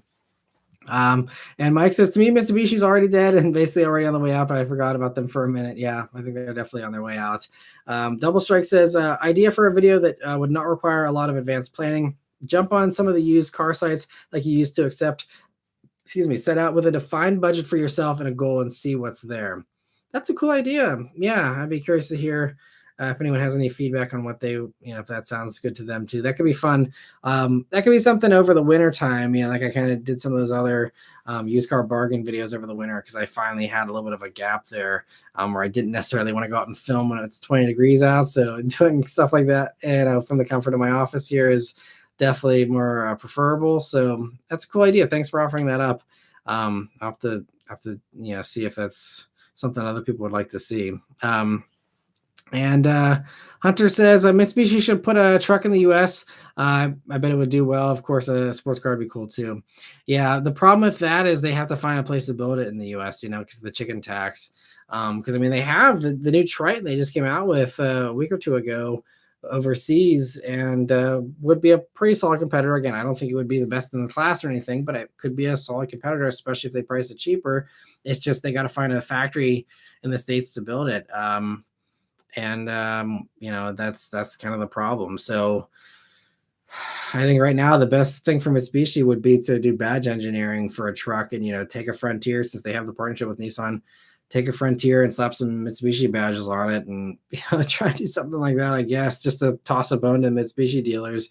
But Truck and Car Guy said Mitsubishi had trucks, yeah, and SUVs that did well, and they kept them updated. They could have been in a much better spot. Yeah, well, yeah, because they had the trucks, they had the Montero. Could you imagine a modern Montero here in the States? I mean, that would have killed. It would have been so good. Again, if they kept it competitive and all that, and instead we have the Outlander and stuff, which is still good. I mean, at least around here, I see tons of Outlanders. So they are doing well with that one vehicle. But it's just, shame they don't have other things to offer that are competitive. And so Mama Lon's asking, are all Stingers all-wheel drive? Don't need it where I live. And no, they come standard with rear-wheel drive. All-wheel drive is an extra cost option. And I'm glad to see Theo and others chiming in about that too. Hugo says, I just saw the first 2024 Mustang at my local dealership, and it looks good in person. Awesome. That's cool. You got to see one. I was actually at my Ford dealer just this past week and the week before. I will explain more in my Mach-E update, which will be coming here soon. But I have not seen a 2024 Mustang yet in person, so you beat me to it, Hugo. I still haven't gotten to see one, at least on the streets. I saw it at the auto show, but I haven't seen any out in the open outside of the show lights in an indoor complex. So I'm excited to see one out on the pavement and see how it looks. But glad you like the way it looks in person. And Rafi says, hi, Matt. I missed out on the last few live streams. I'm glad I made it. Also, thank you for all the comparisons on the Type R video. Thanks. I'm glad you enjoyed them. Thanks for joining in, Rafi. And hopefully that did help you. I think, I don't watch a ton of other YouTube channels, but I feel like that's one thing that I really try and do a good job with because I like being very thorough and like putting it all out there for people. And maybe it's overwhelming and like too much information for some people. And it's why my videos are, longer than a lot of the others out there. But I feel like that's something that I really pride myself on doing a really good job with comparisons to, actually make the videos helpful and not just be like, woohoo, I'm driving a cool car this week, and actually try and provide some advice as well, not just entertainment. So I'm glad you like that. And thanks for joining in. Mike says, another weird thing about Canada, I compared Honda's prices in the US to Canada. In Canada, they have fewer trims, but when you're doing the exchange rate of the prices, it seems like they're cheaper versus the US. Interesting. Because I thought typically everything was a little more expensive in Canada for a lot of other vehicles. A lot of other people were complaining. I think even like Civic Type R and Integra, people were saying it was like way more expensive in Canada. So that's interesting. But yeah, it's kind of crazy. And some stuff is always tricky with the exchange rate because sometimes that fluctuates as well. So it's sometimes hard to compare when you're talking about that. But yeah, I don't know enough about that stuff to really give too much of a intelligent opinion on it. But Trent Car Guy says Mitsubishi did have the badge engineered Frontier called the Raider. The Raider was actually a badge engineered Dakota, unless you're talking maybe it was an earlier, older generation, maybe the last one before a couple generations back, maybe like 80s, 90s. That I think was maybe called the Raider as well. I could be wrong because my knowledge of 80s and 90s pickup trucks is a little foggy. But yeah, I mean, they had the thing with FCA there for the last few years where they had the Raider, and I don't know if those sold very well. I never see those out anymore, but I don't really see Dakotas anymore either. So, but yeah. Let me see. Hugo says maybe I'll buy it here soon and you can review it. That'd be fun. And Copper says I thought that was a Dakota. Yeah, okay, so I'm not the only one. A Silva says, hey Matt, I saw so many trucks overseas that we don't have here, especially the Toyota Hilux. Yeah, Hiluxes are legendary. They're so epic.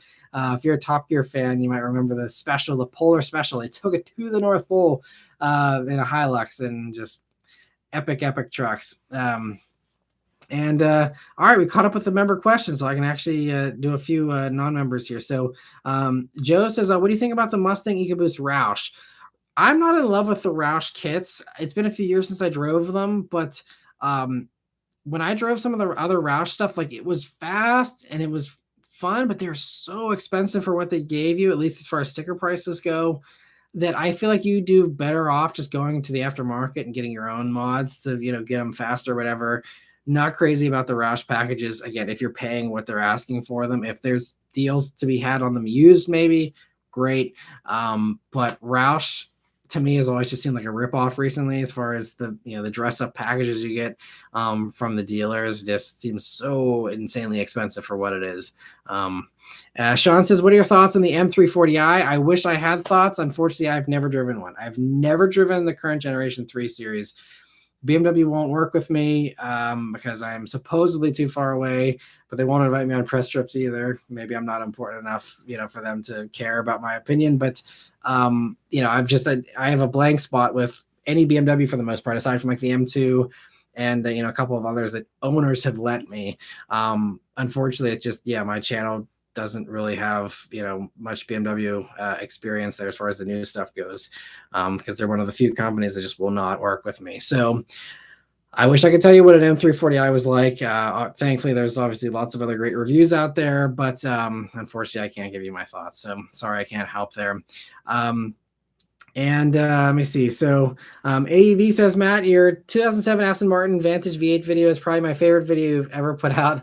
One of the first videos I saw from you, and you made me fall in love with the Aston. Your reaction was priceless. That was a fun one. That's still the only Aston I've ever reviewed to this day, and actually the only Aston I've ever driven, I believe. Yeah. Which is sad because that's like one of my favorite car brands, and that's literally the only time I've ever driven any of them was that one. And man, that V8 sounds so good.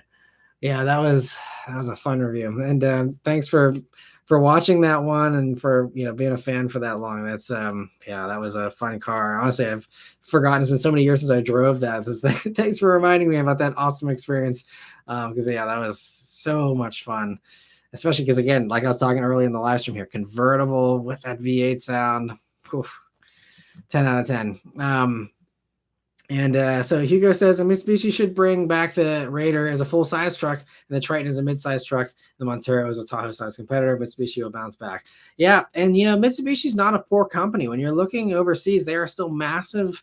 They are, they got tons and tons of money. It's just for some reason with the U.S. they just phone it in, and I don't know why.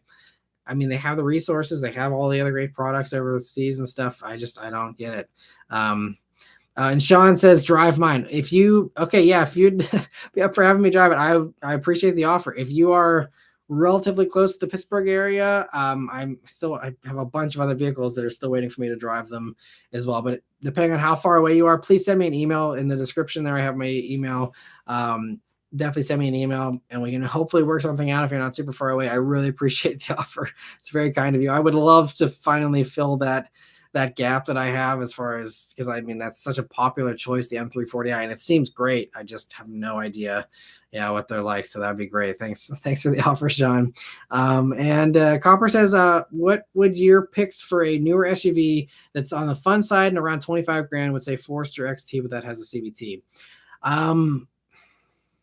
In that kind of a segment, I would probably go CX-5 Turbo. If that's, I don't know if those are under 25 yet. The regular CX-5 though handles really well. It's just not super fast, but if you can get a CX-30 Turbo, I don't know if those have depreciated for a used one under 25. That could be fun. Otherwise, I'm trying to think of what other on the fun side. I mean, 20 under 25, it's gonna be tough. I really say a solid one that's also really reliable is CX-5. Again, it's not super fast for the non-turbo ones, but they do handle really well. They drive great. They're very luxurious for what they are. They're super reliable. And that motor is pretty torquey. I think as far as, on paper, it might not look like it's, the punchiest by, any stretch of the imagination, but it actually has a good amount of torque with that, 2.5 liter motor as well. So probably say CX-5 would be the way I would go. The CVT and the Forester XT isn't the end of the world. But yeah, I'd rather have a CX-5 to be totally honest. And I don't think there's any others off the top of my head that would be a better choice. I think CX-5 is kind of my recommendation there. Dorian says, Matt, could you review my cars? If you're not too far away, depending on what it is, I always just try and review stuff that I get a lot of requests for, or things that I have good confidence will do well, because I don't want to waste the owner's time. I don't want to, do a long trip trying to, meet up with somebody for something that's not going to get a bunch of views. So it's, I'm a little selective with what I review, but I'm always open to offers, and I'll let you know if it's something that I think works. But I mean, I don't even know how many cars I have on a wait list. Every corner of the country, there's people who've been waiting years for me to review their cars. So unfortunately, it's not something I'm very good at, keeping up on, but I do save every offer that I get that I think is worth reviewing. I hope that if I have free time and I'm in one place or another, or I have the free time to do a road trip, it's definitely something I like doing. I want to do it. I don't do it as much anymore. There are some challenges to reviewing people's privately owned vehicles. I mean, just the risks involved with, meeting up with people, doing the long drive, being nervous about having someone else's car, either break down or have accidents, people hitting into you. There's extra things there you don't have to worry about with press vehicles as much. So, there's some things there, but I do try and review people's privately owned vehicles whenever I have a chance. It's just that usually I have so many press vehicles and other things to cover that are given to me, without me having to travel as much, or free opportunities versus me paying for gas to drive, however many hours to meet up with somebody. There's, some other things that kind of prevent me from doing some of that sometimes, but I do want to do more privately owned vehicles because there's so many sweet cars people have offered me all over the country, and I want to get to them someday, and hopefully someday I will. But it's just a very slow process, unfortunately, for me. Truck Car Guy says if Mitsubishi would simply take the Eclipse name off of the Cross and rename it Montero Cross or something, it would probably help their image a bit. Probably. Yeah, I think that would have been a better choice for sure. Mike says, Matt, do you think the CX-70 will move the needle more for Mazda than it appears the CX-90 has, considering the large development budget it seemed for such a small car company, relatively speaking? Yeah, I still have no clue how they justified CX-90 in that form. I mean, because, and I've talked about this in the past in other live streams too, other companies, that's their justification. Like, we can't build a rear-wheel drive platform because not enough people would buy it. We can't do a brand new engine because, we can't afford to do it, and it's all these economies of scale kind of arguments. But I think, CX-90, yes, they're going to sell a good amount of them, but that's not enough to justify a brand new platform, brand new engine. Even if they keep it for the next 10 years, it just, especially these days, having a 6-cylinder around, a brand new one with a turbo on it, it's just, I still don't know how they ever approved all that. But CX-70 will certainly help them to, again, justify that more. But honestly, I envision CX-70 is selling less than CX-90 because I think, I mean, I don't know the numbers, but I would assume that, if you look at, for example, Pilot versus Passport, which is kind of the same kind of size dynamic you'll be playing with CX-70 and CX-90, for example, how I would assume they sell way more Pilots than Passports. I could be wrong, but yeah, it's been too long since I've looked at the sales numbers for those types of things. But, I don't know. I think CX-70 won't do a huge difference for them. I think, so that's where it's like, okay, well, where do you go with that platform from Mazda? If the CX-70 is not going to sell like crazy, CX-90 will probably sell pretty well, but are those two vehicles enough? I don't think so. So that's why, I mean, they've said like, oh, well, I mean, I talked to the engineer and I sat across, a coffee table from him, like, so we'd love to see a sedan with this, platform. He's like, me too. Tell people to buy sedans again and we'll build it. So I'm like, all right, well, fair enough. So for them, they're waiting on that. I think, I mean, maybe they have something up their sleeve and they're bluffing, and maybe, the rumors about them partnering up with Lexus for a new IS and them having a new sedan out of it from Mazda as well could maybe be a thing. Maybe not. Maybe, they just are going to keep the motor and the platform around forever. And that's the justification. There's talks there. We've been seeing, there's multiple patents, detailed engineering drawings for coupes, from Mazda. So maybe someday they will actually do some type of Halo model. And so it was trying to get a Halo platform and engine, but then justifying it in a huge crossover, but then, also having a sweet setup that they can then put into some kind of Halo thing. And they justify that as like, well, no one's going to buy it, but it's a Halo thing. We use it in all the commercials and, it gets all the oohs and ahs from everybody. And so it's worth it for that reason, maybe something like that. I don't know what Mazda's strategy is there. Obviously, they aren't going to say too much, publicly. So we just have to kind of sit back and wait and see what their plans end up doing because, Yeah, your guess is as good as mine. I don't know how Moz is bankrolling that. Copper says, was thinking X335, but just worried about the reliability factor. Yeah, it's the tempting thing. All these European models depreciate really fast, and they get to be the same price of a CX5, and it's like, well, yeah, like on paper, the X3 is going to be faster. It's going to be more luxurious, and just be a more dynamic vehicle. So I agree, like that would be the better choice.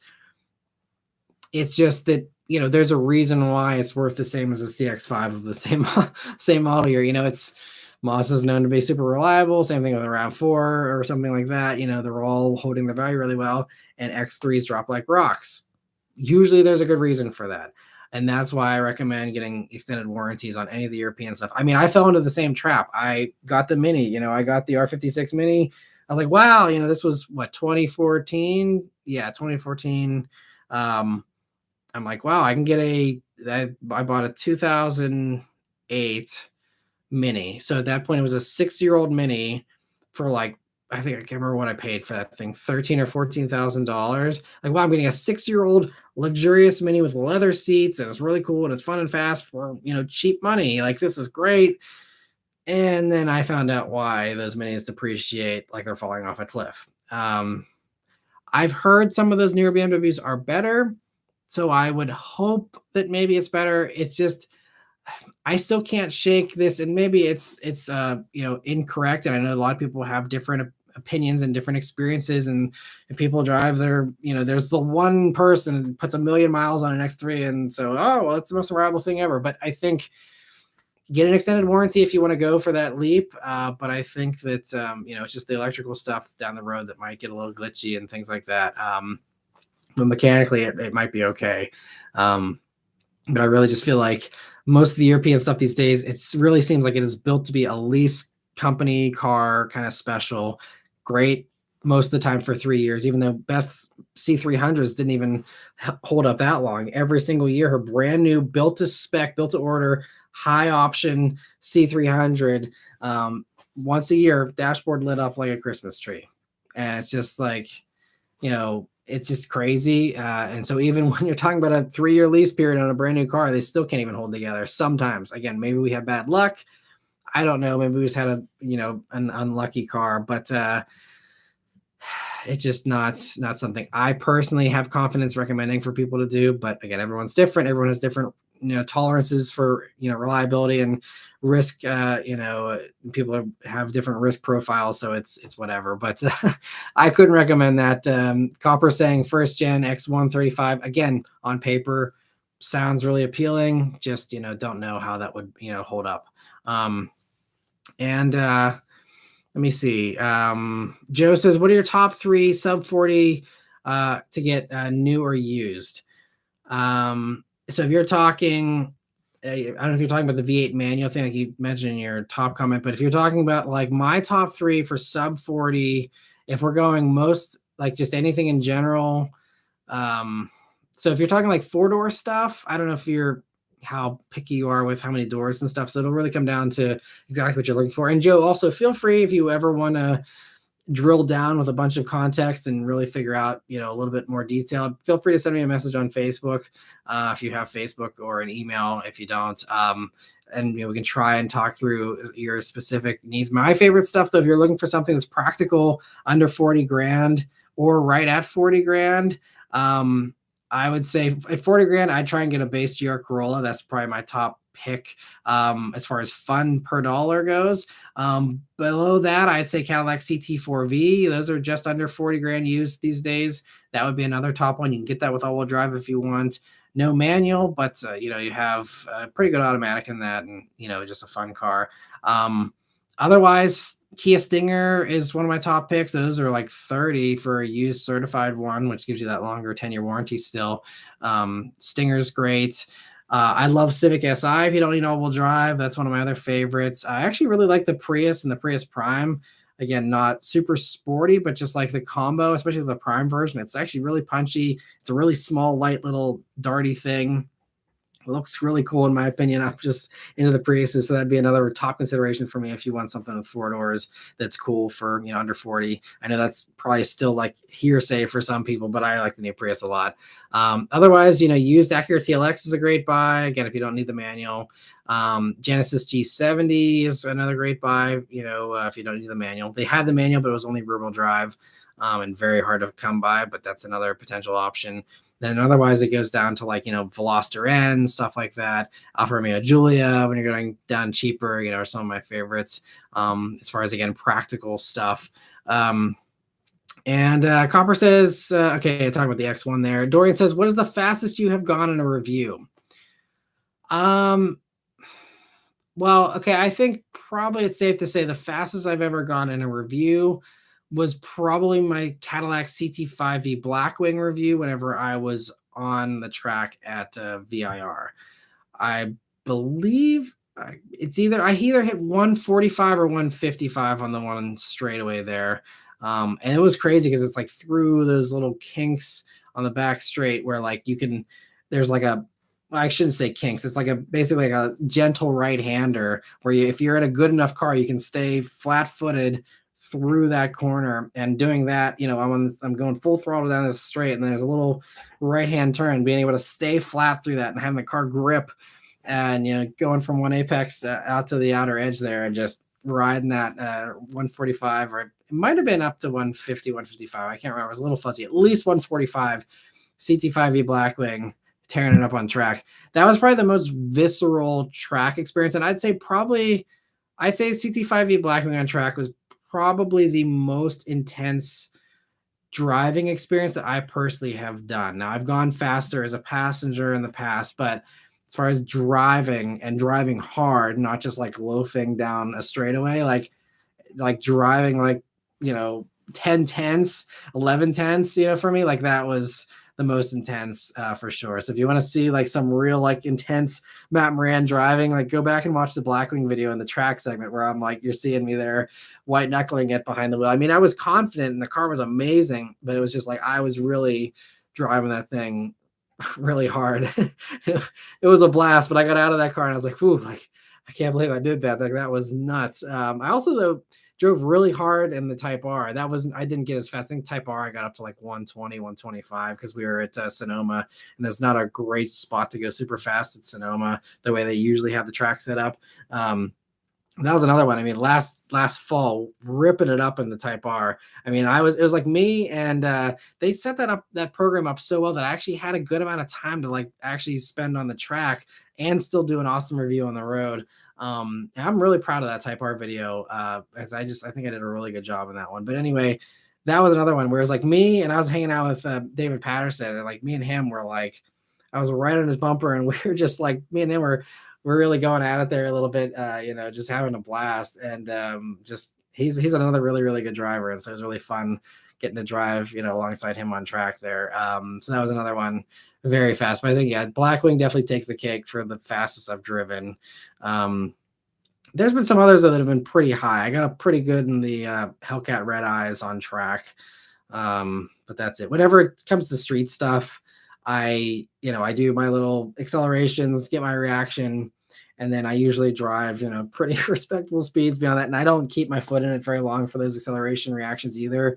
I do the 0 to 60 or whatever, and then I back off because, again, if you're on the roads, especially doing what I do, I have to keep my license because if I don't have a license, I can't do my job. So I need to make sure I'm actually more careful than the average driver, I'd say, because it's, that's my whole job is driving. It's not just to get to work. It is like what I do. So, that's, a lot of people think I actually like race around all the time, and it's like, no, like I'm actually very safe and conservative when I drive myself because I need to make sure that I, have a clean record there. Because it's not like they blacklist you if you get a speeding ticket, but if you're showing to be a reckless driver, as far as the authorities go, yeah, they're not going to be wanting to give you cars to drive around in. But great question, Dorian. Thanks for asking. Mike says, I feel like the Mazda put all their eggs in one basket with the CX-90 and CX-70. It seems like it's a make it or break it thing. Yeah, I think Mazda, they are on the ropes a little bit, financially, but I feel like they're okay. I don't know, but yeah, I would love to be able to be a little off the record with them and be like, so like, how is this actually going to work out in their mind? I'd love to hear like an unfiltered answer. I will never get that, but I guess we'll have to wait and see. Copper says at least Mazda could distribute the cost for the platform between CX60, 70, and 90. Yeah, and that might be part of the key component. Maybe is the international stuff. That's a good point. Yeah, about CX60 in Europe could really help. It's just, but even in Europe, less and less people are going to want a 6-cylinder. I think the plug-in hybrid versions of those make a lot of sense, but then that helps pay off the platform at least with the longitudinal thing, but it doesn't help pay off that 6-cylinder. So I don't know. And Dorian says, is there any place to rip 180 miles per hour near you? Yes, I know of places where there's some insanely long straightaways, a couple relatively close. There's one that, I mean, they're not super close, but there's one spot, like if I ever was like insanely rich and could like shut down a road or something, there's a couple roads where it's like, I'm surprised car companies don't do like high speed testing on it, because you could shut it down in the middle of the night and like just, you have so much straightaway. And there's also another like famous spot, not famous, but if it's, I think I-80, so we just did a little trip to Columbus a couple of weekends ago, and driving from Pittsburgh to Columbus, there's this like one part of the road of the highway where it is like, it's got a few dips, but they're like very gradual, but it's like a long downhill and then a long uphill, and it's like straight as an arrow. And I know of other people that have done more than 180 through there way back when, but I don't condone fast speeds on the streets. I'm firmly a believer of, especially now being a dad and all that kind of stuff. I'd rather do that kind of stuff on the track. And Fuchs says, same with the Venza and Highlander, at least with the last non-hybrid generation. As far as the size differences there, I think is what you're referencing. Sorry, I'm so behind on the comments here. Mike says, I feel like CX70 is supposed to be kind of a bargain alternative to the RDX ND or NX and not targeting mainstream really. That's why they're keeping the CX5 for next generation, I suppose. Yeah, I think there's some of that for sure. Obviously, yeah, Mazda's targeting all the luxury stuff for everything they're putting out new wise, here. So we'll see. It'll be interesting to see how they play CX70. It'll most likely just be the CX60 with a few minor changes, but they might do more with it. They've been talking about like doing something different and being like a different segment than they've done before and stuff. So I don't know. We'll see. Maybe they have a few surprises up their sleeve for CX70. And Dorian says R53 and new F56 is it. Yeah, R53s are great, but they're also pretty unreliable. I've heard plenty of horror stories about those too. But yeah, the R56 is definitely the worst generation Mini, so that was my own fault for going for the worst one, I think. Joe says, yes, manual could care less about the doors. Okay, so yeah, manual stuff. I mean, under 40, your best bets are going to be, GR86, ND2, Miata, and the muscle cars probably going to be the best bets, off the top of my hat, just kind of off the top of my head kind of recommendations there. And Dorian says, nothing more testosterone charged than owning a Prius. It's just different kinds of fun, and I think hypermiling can be its own fun in a way. At least for me, it's like trying to maximize efficiency is kind of a different fun game to play sometimes, especially if you're in a place where you're often hampered by traffic and you can't have fun.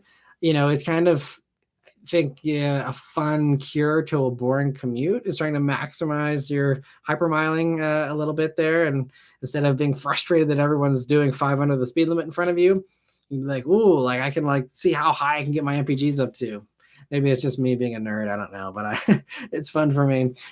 Joe says V8 manuals. I'd say base Mustang GT new. I think I'd go for. Might be able to squeeze it in or slightly under 40. Maybe if I sell it invoice, but even slightly above 40.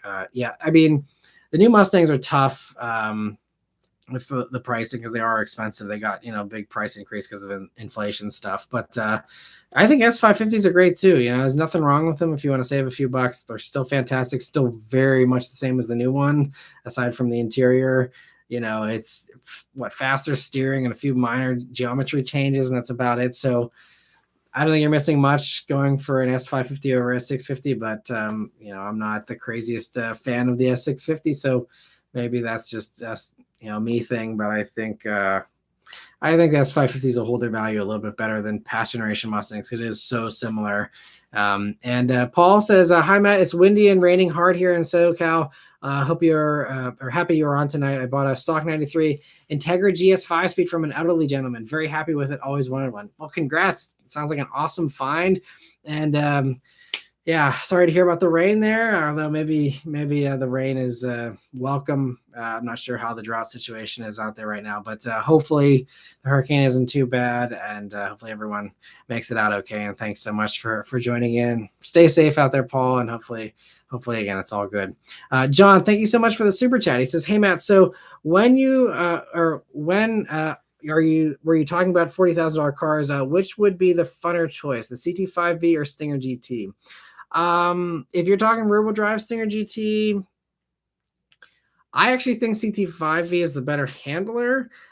Just again, that alpha platform is fantastic, and especially the evolution of that for the CT5 versus the CTS is actually, and it's more playful. It's a little more tail happy than the Stinger.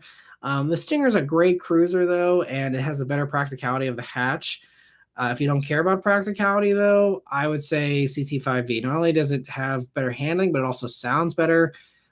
Transmission is kind of a tie. Neither of them have an amazing transmission. I think the Stinger transmission is a slight bit better in my mind than that GM 10-speed. Sometimes has a mind of its own, and I'm not crazy about it, but it's a decent concession to make considering you have the great sounds. The CT5V still crackles and pops with that V6. Sounds great. Sounds better than a Stinger. Handles better than a Stinger. You just don't have the longer warranty like the Stinger, and a couple of things there. But I think I would probably go CT5V over Stinger. It's more expensive though. I mean, even used versus used, Stinger is going to be the cheaper choice.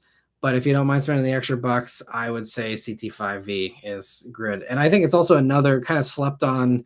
All the Cadillacs, like the Blackwings, get a little more hype now.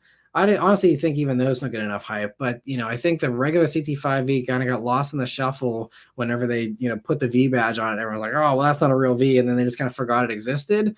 And it's a shame because it's actually a really good car. Still the same great basis as the Blackwing, just with less power, but it's still a twin turbo V6. It's still fun and fast. Still has amazing handling, good enough interior. Again, it's no BMW or anything, but it's a fine interior for someone who's actually an enthusiast that likes really good handling. Again, I haven't driven an M340i or something. Maybe that's better yet, but I think CT5V is awesome. And thanks so much for the super chat. Let me see here. So other member questions. So Joe says, I care way more about a strictly fun daily driver. I could care less about software features, Cooper, not interior stuff. More care to the actual driving experience of fun daily. That's all. Fun daily, I mean, again, it comes down to personal preference, but I think ND2, if you don't need a ton of space, get a little Miata, put the roof down whenever you feel like it. If you live in a place where you can appreciate that and enjoy that, Miata would be a really fun daily. I think, again, GR86 is a really fun daily because, again, you can wind those cars out more than the V8 stuff and actually get on it a little bit more. Also, you're going to save some money on gas if that, is something you care about at all. But I think those cars are just a little more fun in traffic, a little more enjoyable and exploitable than the higher horsepower stuff. The more power you have, the less you can use it on the road. So, I think that's kind of a fun approach, but again, not for everyone. Dorian says we could test the 718T.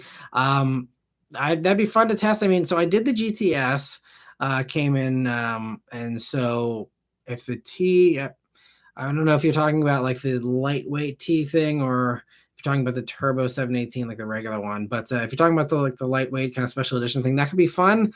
I don't know how much appeal that would have. We could certainly, send a few messages back and forth and kind of figure out, and I can kind of do some research on my end and see if people have interest in the 718Ts at all. Excuse me. And we can go from there. But I appreciate the offer, and we'll see. I think everyone with the 718s, they just want, the 4.0. And I have a buddy with a 4.0 that's been asking for me to review it. Again, it's the time thing. But I'm going to do a 718 GTS 4.0 at some point here. And the GT4 was great too. But that, I think that got decent views back when that was actually like a hot new thing, but doesn't seem to have much sustaining interest as time has gone on here. So a little iffy on covering the 718, but we can definitely explore that for sure. Thanks again for the offer. Joe says, also, I know someone that had the older Audi S4 with the V8. That's partly how I first became a fan of V8s growing up. Absolutely intoxicating sound. Also, the Jeep SRT8 hauling as a kid was mind-blowing. Yeah, those are a ton of fun as well. And I mean, that's another thing. If you want, a V8 powered thing, and I mean, that could be fun if you want to go for that stuff. That's just, unfortunately, I mean, I guess if you want, yeah, but you're talking all-wheel drive, because otherwise, yeah, I'd say, we can get a Hellcat manual or something like that. But yeah. Anyway, let me see here. Trident Car Guy says, as a truck driver, there are so many places I've seen where it's tempting to put the hammer down. Definitely. And, I used to do that when I was younger. I coming back from prom in the middle of the night after a party, I was 18 and it's 3 a.m. I maxed out my Spec B. It had a limiter of 135, and on a closed private course, I was able to max that out. But it's something I don't do anymore. The Bullet has gone to triple digits a couple, maybe 2 times tops. But it's been a long time and very rare that I have ever even done that. Copper says, just remember that Infiniti QX70 exists. That could be a viable option, with it essentially being a G with a hatch and lifted. QX70, does it exist? Am I crazy? I thought it was QX60, QX80. Is there a QX70? Maybe in other markets? Do I just not know about that? I don't know. Maybe someone can fill me in there, but that could be something. Yeah, QX70, I don't know of any. There's the Q70s way back when. I don't know. Anyway, Mike says, Matt, what do you think Scout will be successful for Volkswagen? Bargain Rivian alternative is my guess, but I'm not quite sure how they will play, considering the buzz is going to be all luxurious. Yeah, and funny enough, I actually saw a Scout yesterday, like the old ones, and I was like, wow, I guess crazy. I don't know if I remember seeing one in the past, I don't know, handful of years. But anyway, as far as your question, I think Scout, if they play it right, could be really successful for them. I mean, we see what Jeep has done, and if they can beat the Wrangler to an electric Wrangler essentially by doing the Scout first, then I think they could have something really good on their hands there. And I don't know how many Wrangler owners want an EV, but of the ones that do, maybe a lot of them will go over to the Scout and try it out. It's going to come down to also how they do the styling right. Did they do the packaging right? Did they actually focus on the right things? It sounds like they're really engaged with the Scout community and really want to make it, do it right. So I'm cautiously optimistic that the Scout will do well for them. But we will see, how that plays out. But if it is a bargain Rivian alternative, then I think that could be great. But I think they're really going to go for Wrangler Gladiator first, and then maybe get up to the more polished stuff like Rivian. Eventually we'll see. And A says, what's the worst car of 2023? I don't know. I mean, if you're asking the worst thing that I've driven in 2023, I don't know. I mean, I'm trying to think of something that, I mean, it's not, I mean, I don't want to be over dramatic, but the Golf R's transmission really annoyed me. And that was probably one of the most annoying experiences, even though the Golf R was fun. It was still a fun car to, drive, but just the annoyance of that transmission was just something I'm not used to, having a car be that unresponsive in modern times. But I don't want to label it as the worst car I drove this year, because it was still a fantastic car in all the other ways. I mean, and Aria, I just did this week, was weird with the way they had some of the stuff set up, but it was also really good in some other ways. But I'd say the Aria, was fine in a straight line, but I didn't enjoy driving the Aria necessarily. I mean, again, it's fine. It didn't make me mad or anything, but it was just compared to everything else, it was just kind of, lukewarm. And I'm trying to think of anything else this year that was bad so far, but I I can't think of anything. I mean, it's the thing is these days, like it's not like it was a few decades ago where there were like really bad cars out there. Like these days, like it's that, they mess up the packaging where, they don't give things in the right packaging and they price things badly, or, just they make weird choices and decisions. Those are the main disappointments these days. It's very rare that I'm driving a car, I'm like, wow, this drives terrible. This is crap on the inside. This is crap styling. Like there's no car that's like, the Yugo of 2023 necessarily, at least in my mind. So yeah, I can't think of like a one like all around terrible car that I've driven, and even in the past couple of years. There's probably one or two if I went and scrolled through all my reviews to refresh my memory. But whenever I've done, over, I mean, I do like 100 reviews a year almost at this point, maybe even more. So it's a lot of it's a blur. I gotta like go back and look and see what I did and then refresh my memory. But I can't think of anything off the top of my head that was like truly horrendous. And if it is, then I'd say it in the video because I'm always honest. So if there's been any that have stood out where I've been like, this is crap, like, then that would, I guess, be the top one, but I can't think off the top of my head of what that would even be. Mike says Cadillac neutered the CT5V by not giving it slightly detuned version of the CT4V. Blackwing, in my opinion, even the same tune for the auto only. Yeah, and I mean, I guess they had to protect the CT4 potentially. I can see that. I mean, I don't know. I wasn't wanting for power with the CT5V. I thought it was great. Yeah, I don't know. I don't think the only thing I would improve on that car would be the automatic transmission tuning, or just putting a different automatic in it altogether. Because like even the ZF in the Charger is way more responsive, So that's the only thing is the transmission. If you had to have one letdown with that car, transmission is it. But it's as long as you're not manually shifting, it's usually fine. And Hunter says, Matt, what modern car do you think is the number one car that turns the most heads while driving under $100,000? C8 Corvette's probably up there because it looks like a supercar, and I mean they're getting more common, so in a few years people probably won't care that much, but it's still fresh enough that I think C8 usually makes a pretty big impression on people, especially if it's in like a exciting color. But I say yeah, C8 is probably a safe bet. But there's been some stuff that it's just honestly, it's just like whatever is new and unfamiliar for people gets a lot of looks. Like I remember when I had this Hyundai Santa Cruz, their little new truck, was that 2 years ago now at this point, I think. Yeah. And that no one had really seen one of those yet. And everyone's like, whoa, a Hyundai truck, what is that? I got so many looks just driving that Santa Cruz around. So some of it's just gonna be like getting the new hot thing gets the looks, and that's why a lot of people pay the markups because they're the first one out there with the new thing and people get a ton of looks. I remember when I bought my BRZ back in 2012, I was the first one. It was bright blue. I was one of the first people in the area to have one. And I mean, I got people saying, is that a Ferrari? What is that? And, people, I mean, I drive past the mall and I mean, get all kinds of, people oohing and awing at the BRZ, so it's a lot of times it's just, a bright color and something that's unfamiliar are really the two things. But I think C8 is a pretty safe bet. Other things that turn heads, beyond that, I don't know. Yeah, I can't think of anything else that like jumps out at me as turning heads in my experience. A lot of times it's that. What was the one thing recently? I just commented about getting a lot of looks in something. The Integra actually got a decent amount of looks, especially I think that color really helped, and just the wide body gave it a lot of presence.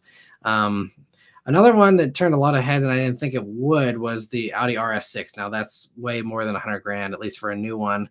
But RS6 Avant, I mean, that thing was in black, so it was really low profile with the look. But the amount of people that still recognize, like, dang, that's a sick thing, because it's this wide body wagon was another one that really, stood out to people. Otherwise, though, I think, you can turn heads with a wing. So Civic Type R probably would do some of that. I got a lot of compliments every time I drive one of the Hyundai N's in the, performance blue color. That color really like stands out to people. I got a bunch of comments when I had the Veloster N and then the Elantra N as well. People like really love that color, and that made an impression on people. But yeah, I don't have a great answer outside of C8 Corvette. That's probably the best one I can say. Copper says QX70 was the FX just with the newer naming strategy. Okay, so it's not around anymore. It was, but it's, yeah, because I was thinking like new lineup, but yeah, way back when. Gotcha. Okay, so thanks for filling me in on that, Copper. I appreciate it. Let me see. So Eric says, what's your full-time job? It's this. I've been full-time on YouTube since 2015, and very thankful I can do it full-time. Let me see. Jonathan says, any lockout issues in the Bullet so far? I know the MT82s are notorious for it. My 19 Performance Pack 1 has. Love the videos. Been here since the Spec B days. Thanks for following all these years, Jonathan.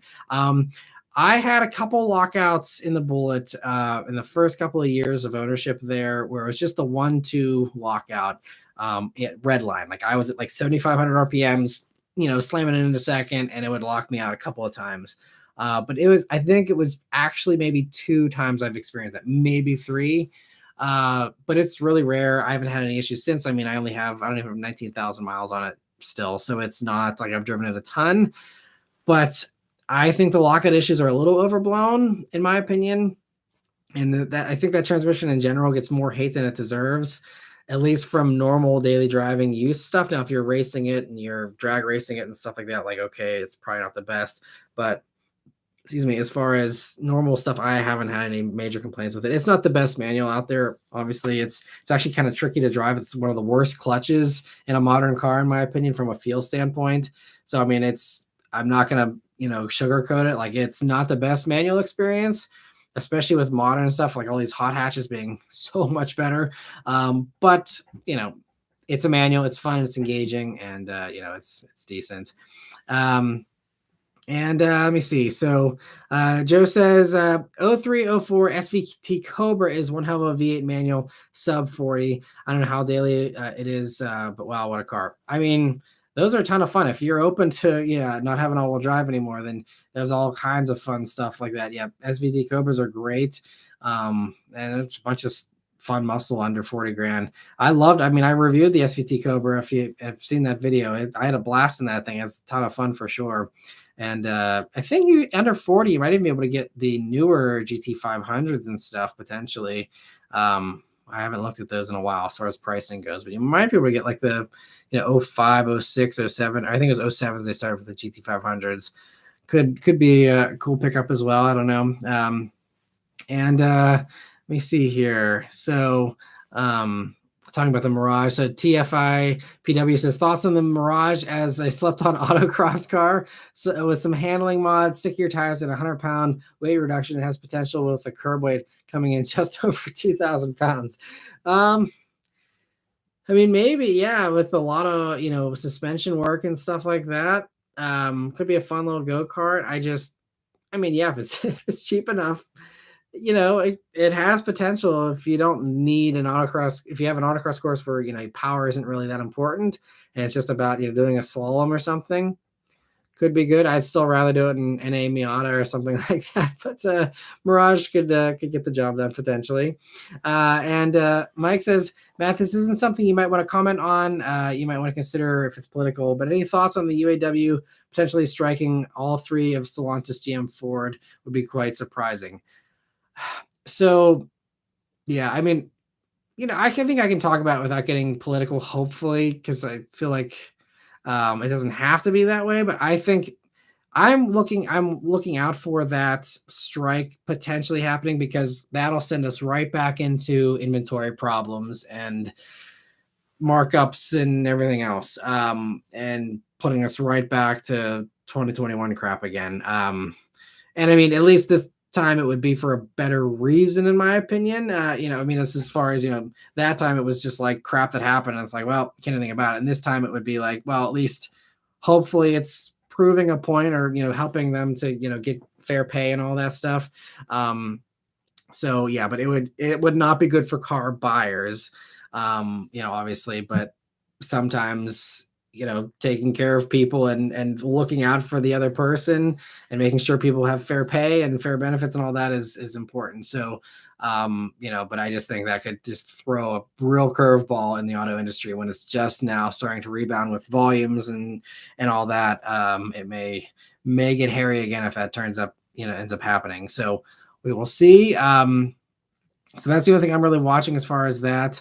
I also think if you've seen, the UPS union agreement that they got with really good pay for their workers, I think that will embolden the UAW potentially. Again, not like they're going to be looking for the same pay as a UPS driver potentially, but if they see, hey, look, like a company's willing to pay people good money, without them having to be white collar executives, like that's like, oh, cool. Well, like maybe like other people in the UAW should be getting paid better as well, and maybe they may hold out more for something, and do a stronger strike as a result of, those types of other, breakthroughs that have happened with UPS and others. So, we may see that if a strike does happen, not only does it happen at all three all at the same time, it also could happen really hard and be a little less relenting than maybe in the past.